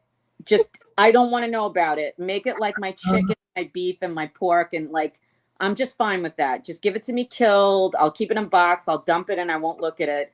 But like, that's the way I see it with these rats that you're getting. Like, I don't know how they do it, right? But like, are they bloody? Like, I mean, not to be gross, but like maybe can they inject them with something? Just like put them to sleep? Like, I would feel better knowing that happens. Like it's a humane death. I am horrified like they by just processes, you know, the way they kill cattle and all that.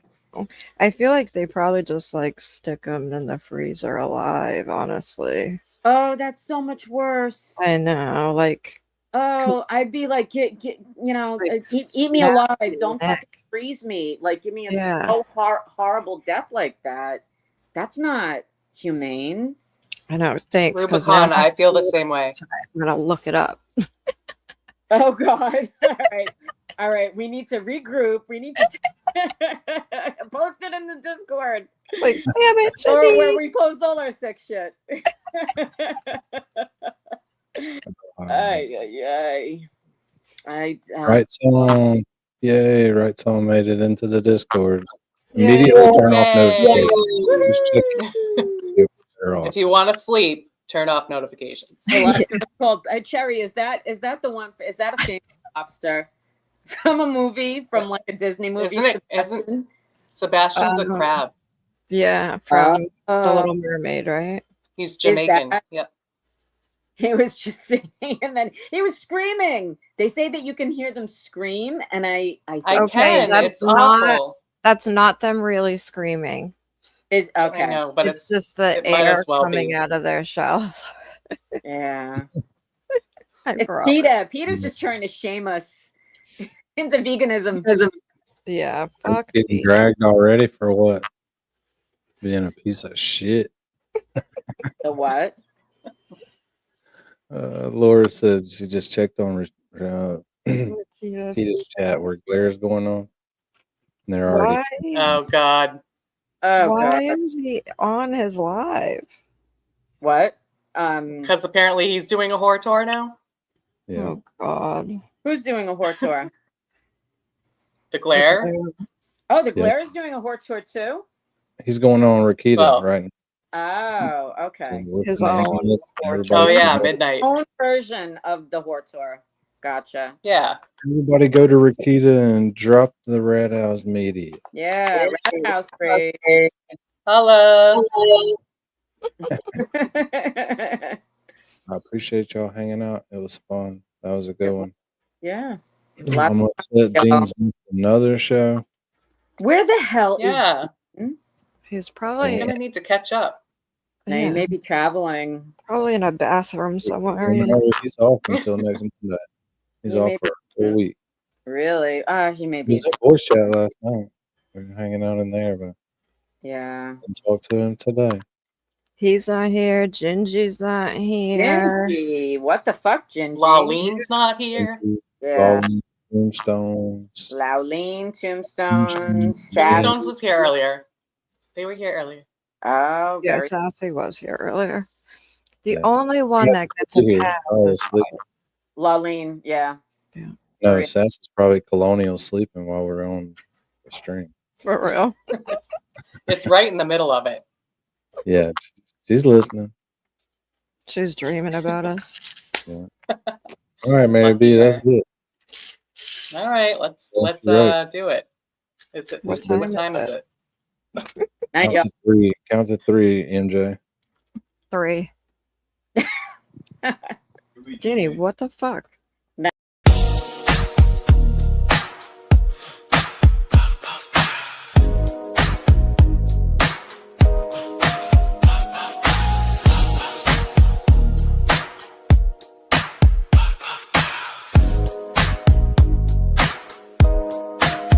From coast to coast, we on that grind. True crime tales, we follow the signs. CHATRATS rolling always on time.